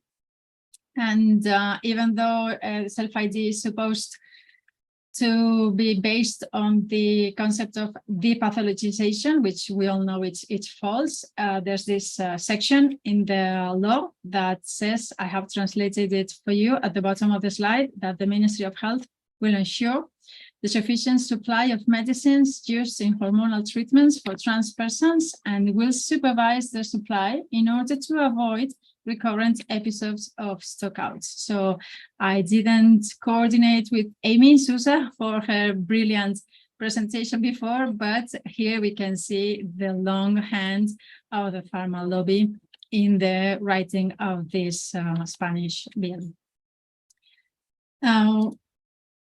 This is something that happened in Spanish television a month after the last vote and 2 weeks after being published, the law. This man, as you can see, with the beard, everything, he appeared like that on a Spanish television program. And he's one of the applicants for the legal change in his sex after the passing of the law. He hasn't required his name to be changed. His name is Roma Gallardo. That was his name before. When, I mean, of course, he's a man, but I mean, he has sort of, I don't know, he earns a living, I don't know at what level, but he's a sort of famous YouTuber in Spain, a very chauvinistic guy. He's a member of the manosphere in Spain. And because he's one of the men that think that men are discriminated against in Spain because of the equalities legislation, he took the opportunity to file for a legal change in his legal sex.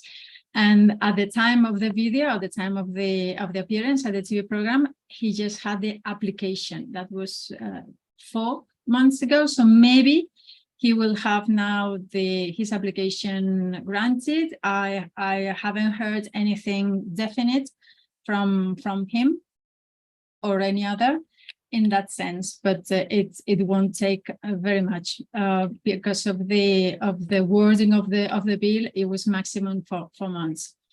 We don't know the exact figures about how many men are doing the exact same thing as this man was doing. Some journalists every now and then write articles asking maybe a registry in Burgos, another one in Cordoba, so we have scattered information, but all of them usually say that they have had many applications. Some articles, the headline says landslide of applications, or maybe that registries are collapsed because of so many work they have because of this. And usually they say that many of the applications that they get from men, they do not demand to have their names changed. So the only thing they're looking after are, of course, the legal change in their sex they are, in order probably to avoid the Spanish legislation against male violence against women, and which is their main concern. It is still too soon to know the real consequences in terms of figures or amount of strange things that could be happening. We don't know. The situation is not clear. We don't have a clear picture.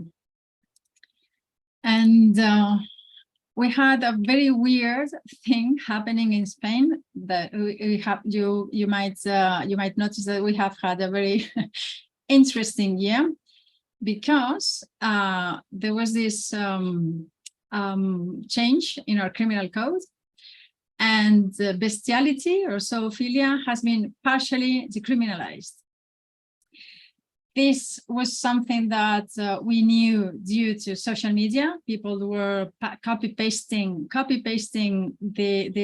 this proposal that ended up in the final text, which is now legal in Spain.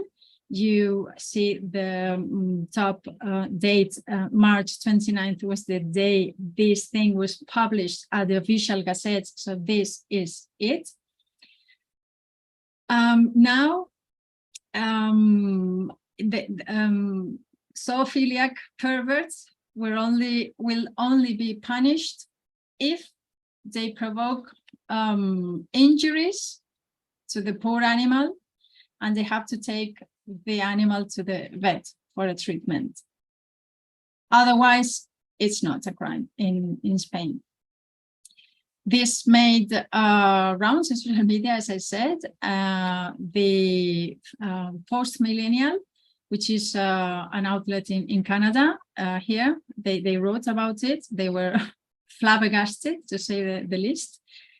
And I found out later on some information that this could be based on a very weird idea of consent that goes around the zoophiliac community. So because of that, it might be the case that actual perverts were writing the draft for this bill, which was supposed to be for animal welfare, not for this. And also you have in red at the left side of the slide that are the General Council of the Judiciary. When they were reviewing the draft, they said that this bill was infringing the principle of proportionality, because the penalties that it has for certain animal abuse are higher and tougher than some of the provisions that are in other legislation for violence against women. You heard that right?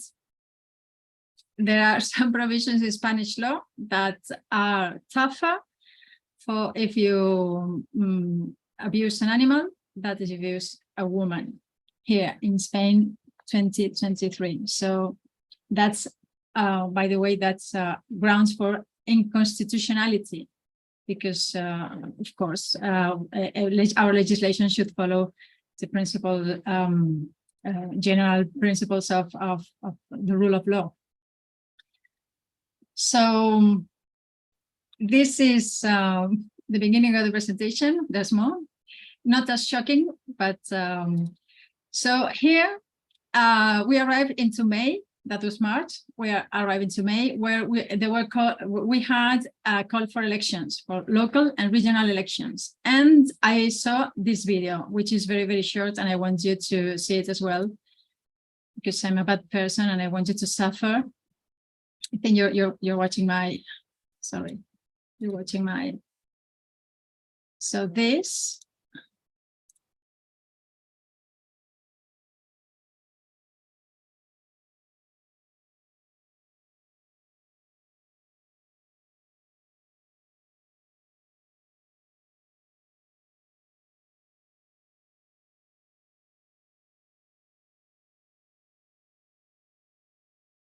This is a man, by the way. It's the minister. I'm sorry. Okay.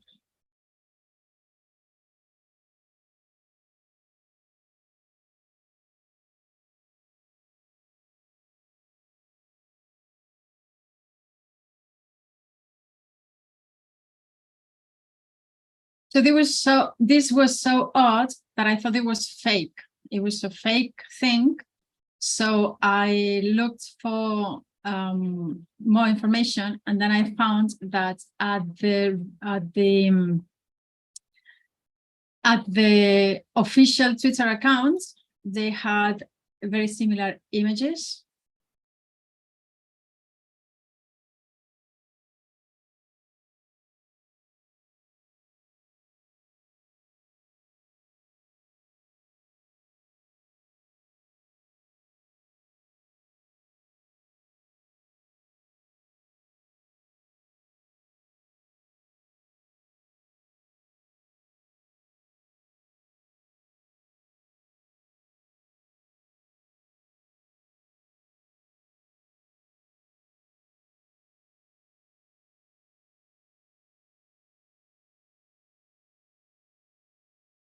This figure that stands up to clap, this thing, this is our Spanish Minister for Equality's incumbent, very soon to finish her term, but this is her. So this is for real. This was happening in Spain during the elections for local and regional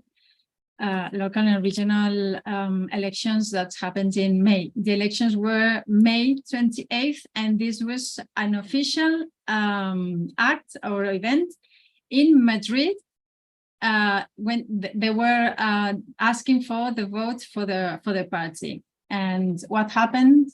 Luckily, we seem to have gotten some sense, because they failed massively. This was the good thing that came out of those elections, a miracle. They were wiped out.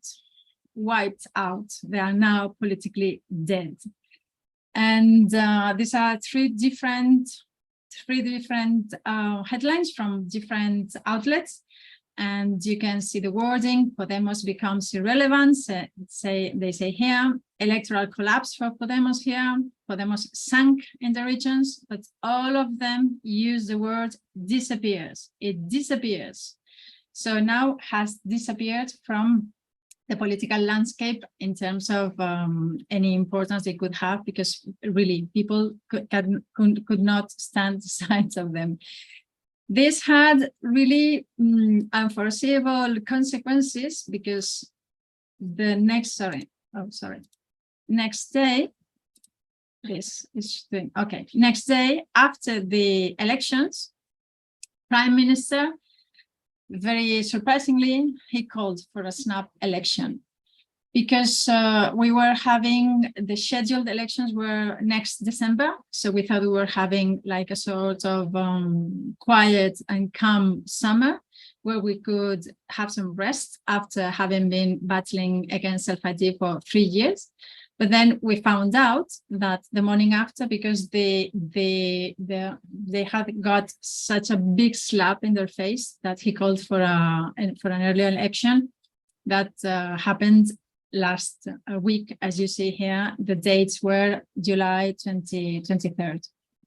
So Politico wrote about it and said disastrous local polls for the left. Both the Socialist Party were in a very bad shape, but as you saw, Podemos got wiped out. So that happened May, and then we jumped to July 1st, and this happened, this was scheduled. This is the presidency of the Council of the European Union, that it has a rota system, and everyone of the 27 countries gets to be president for 6 months, and we are now in that term from July 1st to next December 31st. And now I'm going to say a personal note, a personal comment. This is not Women's Declaration International comments, so in case there was some liability, it is completely, it's mine, personal, Amparo Domingo. I think this is the reason we have trans law in Spain, meaning that our president was adamant to reach the presidency. He didn't want to call for an early election before. He was resisting calls from right and left to call a snap election, because there have been several disasters from his cabinet, but he wouldn't, absolutely wouldn't. And only the disastrous results in the election forced him to do that, considering that now they are sort of, we call it infunctions. It's not, they haven't quit the job, but they don't have full powers. But as I said, this is the reason, because he could have called the elections maybe last year, according to when the only yes means yes disaster was growing. According to Spanish law, when an election is called, a snap election is called, then everything, the parliament dissolves, and everything that is not up to the point of being actually law, published at the official gazette, everything decays.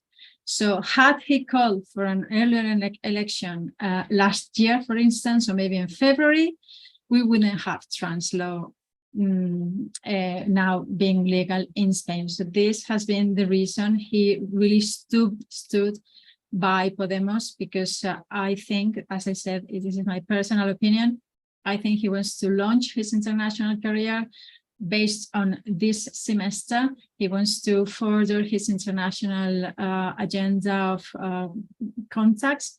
I think he wants to be, I don't know, General Secretary of the UN after several years. So this is the reason why. And I'm focusing on this because it also has an effect on something I'm going to tell you later. And that happened, and at the same time that we were beginning the presidency of the council, we were also beginning the new election campaign, which we had already in May for the regional elections, and now we had it for the general elections, and we're really sick of the politicians at this point. And because the woke party was dead, there's a new woke party. And this is the version 2.0 of the new woke party. It's called Sumar, and they claim to be better and finer and more civilized and everything, and more elegant and sophisticated, but they are the same. They're the same. It's just like a higher refined version of the previous one. And Yolanda Díaz is the leader of this coalition. So she chose as a spokesperson for feminism a 22-year-old man who says that he's a woman. He has been on hormones since he was 14 years old, and he claims to be a lesbian. We didn't know that. I thought he was gay because he had been transitioned since a very, very early age. So as you see, the department, they say a spokesperson, portavoz means spokesperson of feminism, equality and rights, and LGBTI plus rights and freedoms. So for them, feminism is everything related to gay men or men that say they're women, but not women, not actual women. So this is not a good look on the Spanish landscape. And I mentioned briefly the disaster that was what is called Only Yes Means Yes. The change they made on convictions for rapists and sexual abusers, molesters, even pedophiles, that up to this point, the last tally we have is that 1,155 rapists have had their penalties, their convictions reduced, and even 117 were released from prison earlier in application of the new periods of time. That has been amended, but because of Spanish law, the amendment only takes place after the publication. So everyone that was convicted up to that point in Spain has the right to apply for a reduction. This is really a horrible disaster. And Irene Montero, even though she already knew no one wanted her, she's not a part of the new woke coalition. She knows she has weeks, maybe a couple of months in power. When, as I said, when a new election is called, the politicians have reduced powers. But even though she opened hard, with a bang, the Spanish presidency for the council, and had an event in Madrid 2 weeks ago or 3 weeks ago, where 16 countries, 15 plus Spain, signed a declaration of minister responsible for LGBTIQ policies, and it was for advancing LGBTIQ rights in Europe, and they promote self-ID. They want self-ID to be the standard in the EU when the next policies in the EU are designed. We have now a document that it will last from 2020 to 2025. It's a Union for Equality, or Union of Equality, it's called. So when that expires and the new text has to be drafted, they want self-ID to be the standard in Spain.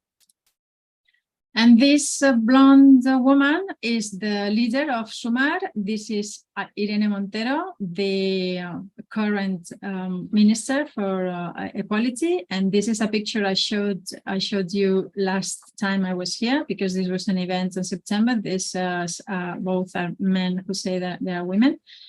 And I said that she doesn't have pictures like this with feminist women. And she was so happy to be there with trans activists. And now the picture has changed. The men are the same, but the woman, the politician, changes. This is Yolanda Díaz, the leader of Sumar, and she has taken under her wings all trans activists that used to support Irene Montero, and who no longer support her because she's become very toxic. But now they are all, this is the probably the precocious AGP. As I said, he identifies as a lesbian, being a man. And this is now a senator in our Senate. And these two were candidates for the Senate, but luckily they were not elected. And those four are men. She's the only woman. It's her, the leader of the coalition. And the big surprise in the election, the question was asked, "What is a woman?" And I want to play it for you because it's just a minute. There are subtitles. I can do that. Subtitles are off. No, sorry. Subtitles, now I can self-translate into English. So you can, it's not a very good translation, but at least you get the idea. And this man asking the question, this is the leader of the far-right party, very far-right. We don't joke about these things in Spain. We know where someone is a fascist or not, that they are. And this is Yolanda Díaz, the leader of the Woke Party, minority. And this is Pedro Sánchez, current incumbent prime minister. And here I hope you can hear the voices. ¿Qué es una mujer para ustedes? Yo lo tengo claro, pero ¿qué es una mujer para ustedes? ¿Qué es una mujer, señora Abascal, para usted? Lo estoy preguntando yo. No, le pregunto yo a usted, ¿qué es una mujer para usted? Pues aquí se ha quedado en tablas, no lo van a contestar, pero si ustedes piensan que un hombre que se autopercibe de género femenino es una mujer, ustedes están muy equivocados y ponen en riesgo a las mujeres. Mire, acaba de salir la noticia hace un momento de que hay un violador y un asesino en la cárcel que se llamaba Jonathan, en España, y que quiere llamarse Loreta y que se autopercibe mujer. Le han puesto ustedes en un módulo especial a la espera de que sea más femenino para trasladarle a la cárcel de mujeres, a que evolucione el fenotipo. Esto es verdad y ustedes no pueden negarlo. ¿Qué están esperando? ¿A que se maquille o están ustedes esperando a que pasen las elecciones? So he did ask the question, what is a woman for you? It is clear for me. And then she didn't reply and said, what is a woman, Mr. Abascal? I said, I ask you. No, I'm asking you. Well, this is a stalemate. That wasn't translated correctly. So he acknowledged defeat. Even the far-right leader doesn't want to say what a woman is on Spanish television. I don't think he wants, maybe he's afraid of the trans lobby as well. So this is very odd. Probably 90% of the population didn't know what was about, because why they were asking what a woman is. We all know what a woman is. So, but at least this was on prime television, on prime time in Spanish television at the debate. So I guess the no debate and the silencing is over. Sorry. And the general results are ambiguous. They really had a sort of tie. We don't know whether they will be able to reach any settlement, one bloc or the other. And maybe they will have to repeat the elections because they were not clear. The Spanish system is not as in other countries, as in France, where you cannot have this tie that we had. So we don't know. And the options are right and far right. The far right, they think there's such thing as male violence against women doesn't exist, and the Spanish men are discriminated against because of our equalities legislation. That's one block. And the other block is the left and the woke left, which they do not think that such a thing as a woman exists. And they want to enhance the woke legislation that was created in the previous 4 years. So those are the two choices we are facing now in Spain. So what have we been doing about this? Last time I was here, I told you that we had attended, we had participated in a conference organized by the Conservatives at the Congress. That was December 2022. So we did the same February 3rd, 2023 at the Senate. There were different panels. I have included here a snapshot. You cannot see her face, but that was Fiona Macarena from Fair Play for Women, who was participating via Zoom.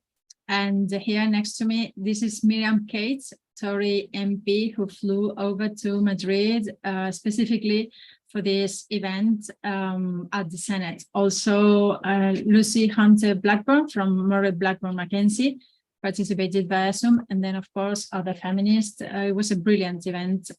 It's uploaded to the YouTube channel of Confluencia Movimiento Feminista. So if any of you speak Spanish and would like to watch it, it was very interesting, covering sports, criminology, health, many education, many issues. I was very lucky to be invited to a national television program. So that was February, and it was the first time there was a program devoted for to the trans law, and many people started to find out what was going on because of this. And as I said, that was February.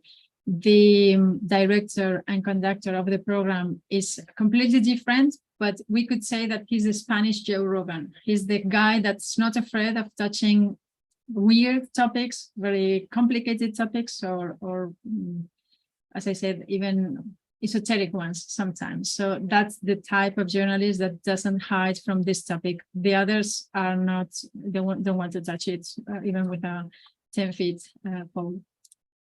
And my very dear friend, Silvia Carrasco, got invited to the same program a month later in order to discuss the consequences of the law. This was the same program where the guy with a beard that I showed you at the beginning was explaining why he had changed. Of course, on camera, he said that that was because he felt like a woman, but happily, Silvia was there also to call him out, and it was, of course, she was great as usual. And the Feminist Party had an online event about what are we going to do now that we have the trans law is passed, and different organizations, the FENCO, which is the organization of the teachers that are fighting this in schools, and other feminists from all over Spain participated. So we are organizing and getting together.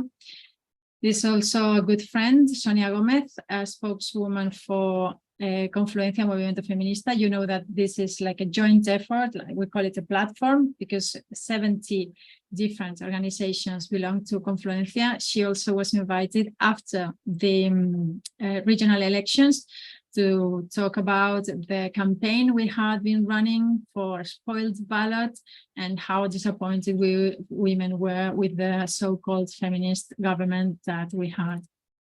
And very good news as well. It was the third edition of the book that was presented here as well in Feminist Question Time last January by Silvia. It's Co-Education Kidnapped, a feminist critique of the penetration of education by transgenderist ideas. The 4 authors are members of the FENCO, as I said, this organization of teachers, and Silvia Carrasco is one of the authors and coordinator of the book. It is very well, it's recommended for those of you who speaks or at least can read in Spanish.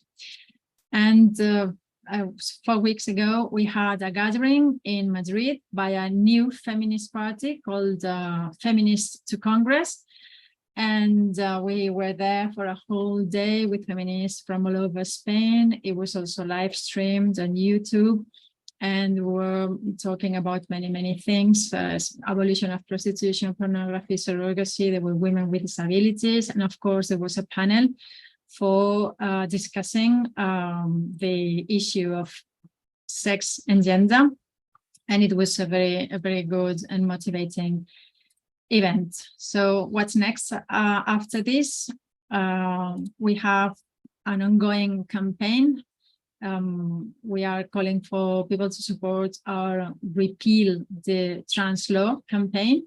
And we have aimed this campaign for Spanish citizens because we wanted to have a legal effect. We're going to hand over the signatures to the government that comes out of these elections, and also we will deliver the signatures to the Congress.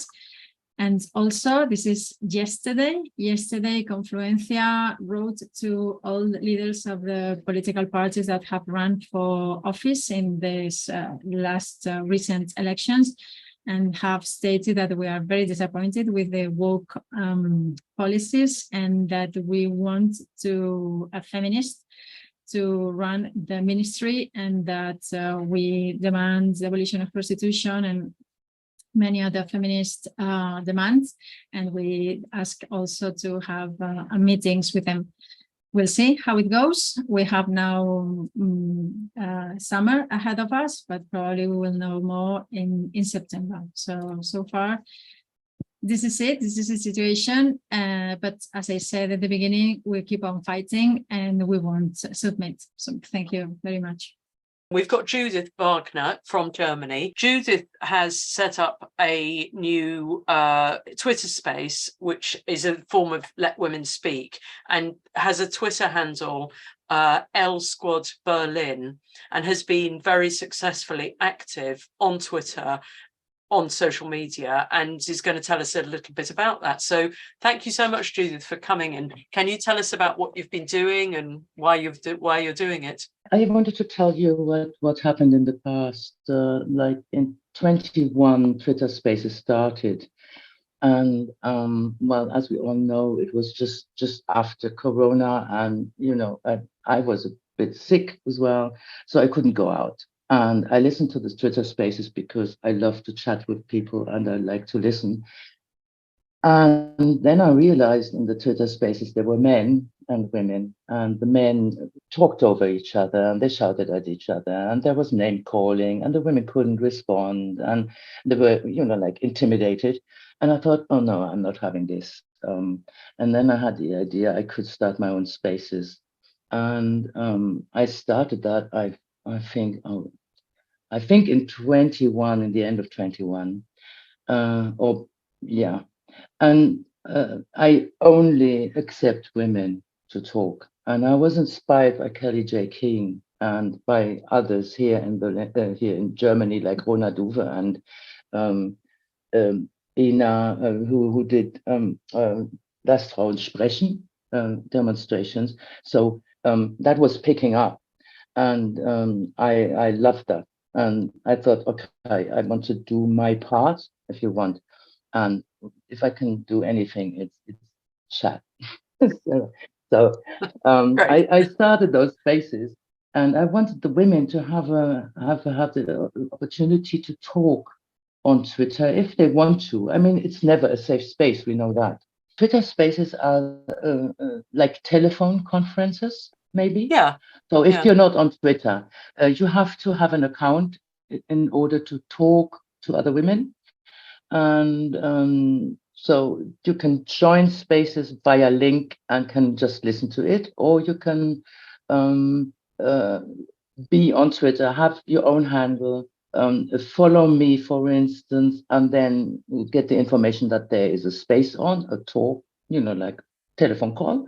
Then you can join the space, and you can ask for permission to speak. And then you are part of the space and, like a speaker. And I started like with 15 women listening or something like that. And now quite often there are, well, I think 40 to 50 is the usual amount of people. And if I do specials, and then sometimes there are 100 and more.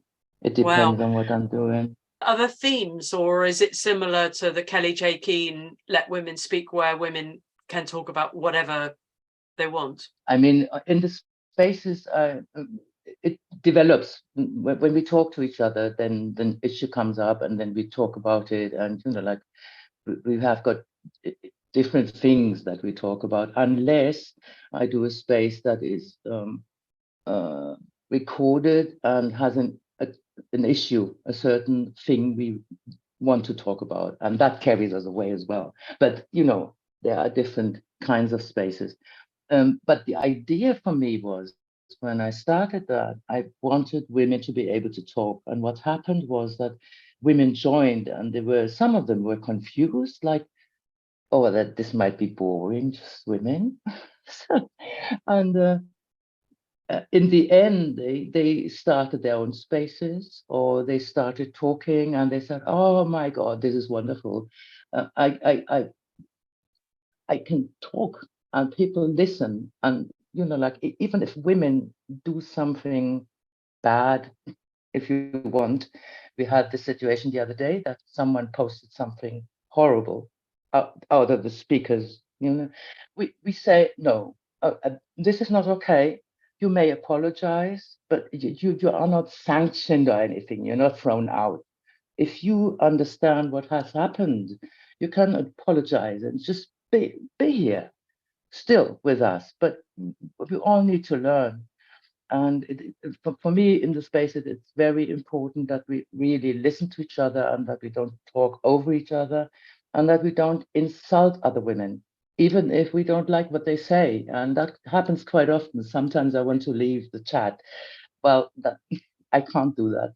So it has been an incredible journey, because I am a kind of, I don't know, I'm strong-headed. And sometimes that is a problem. And I learned to listen more, and other women said that as well. So it's always Kelly J. King, and like to talk about Germany. Lass Frauen sprechen is kind of the guiding light. Yeah, fantastic. And And do you how often do you do it? And do you think there are other women anywhere else in the world doing this, or do you think that you're the only person? I've never heard of no, this. I'm not the only. Oh, right. Okay. No, doing this, I'm not the only Let one. Women Speak Twitter space. Well, not that I know of that they are declaring it as Let Women Speak. I'm not. I'm calling it now Women Speak!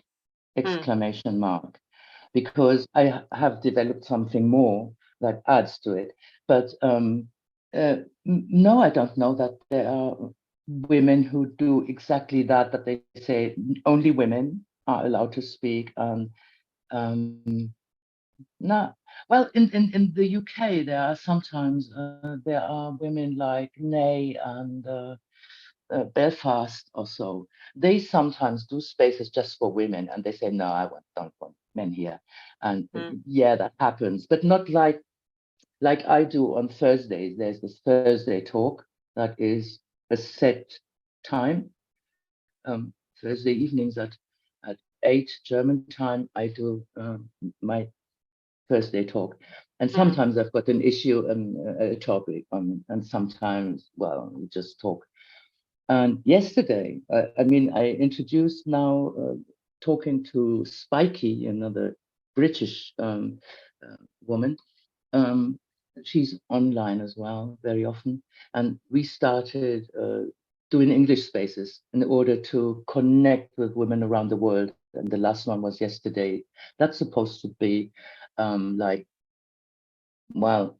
every 4 weeks, if possible, 4 to 5 weeks, we invite. And the idea is that the German women are there. I can go to English-speaking spaces, but that's not my space, if you know what I mean.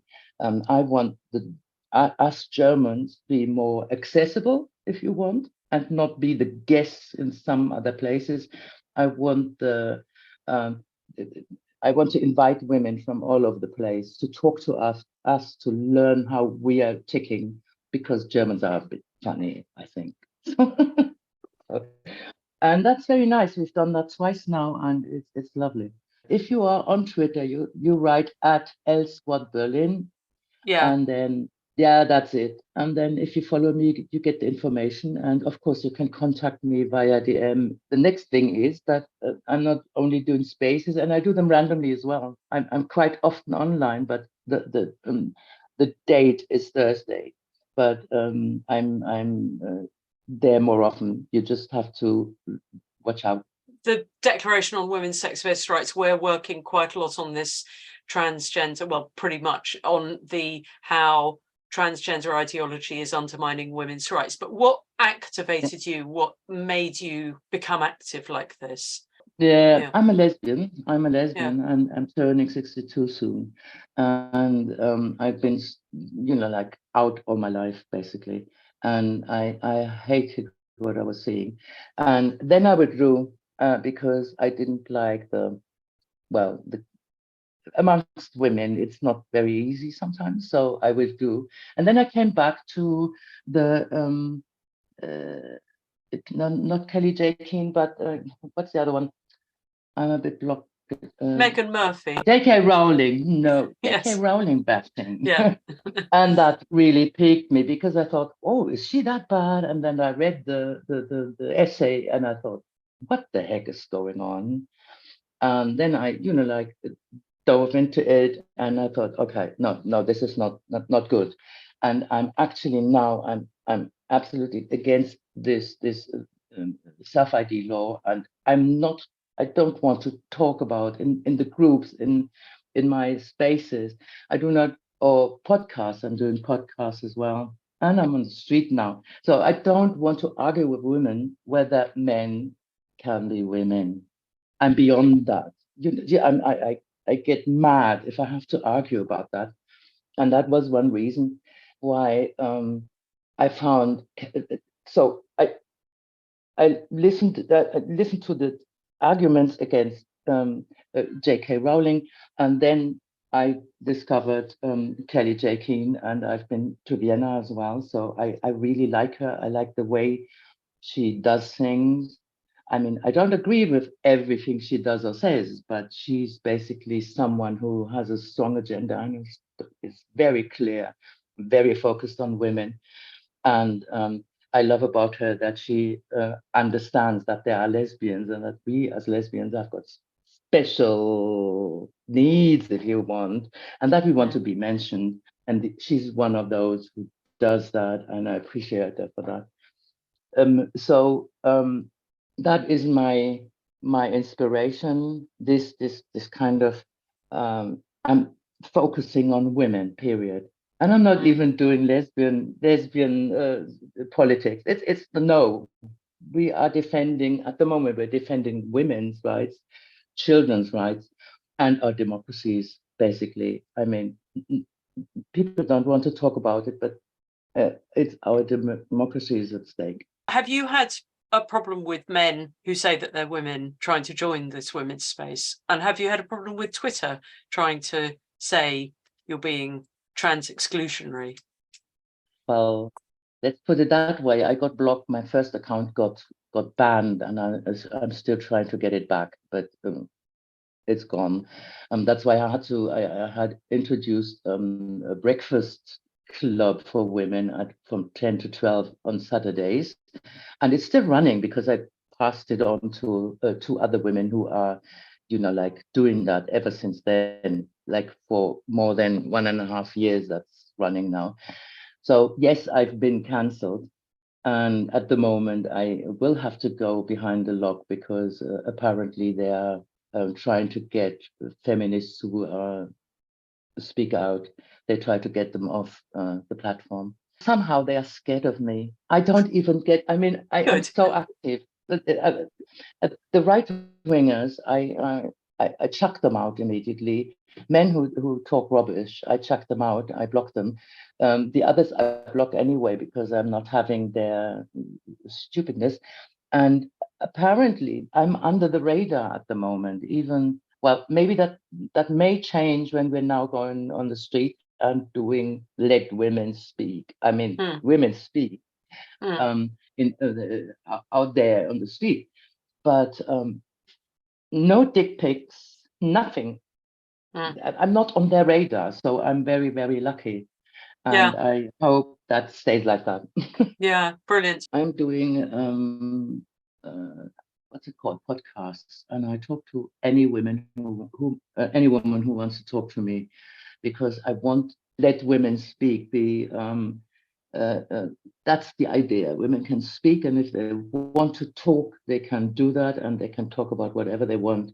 So please, even the English speakers, and of course the German speakers who are here, please contact me. I do a podcast, and that is on on Spotify and on YouTube. And the idea is really that to create an atmosphere for women to feel heard.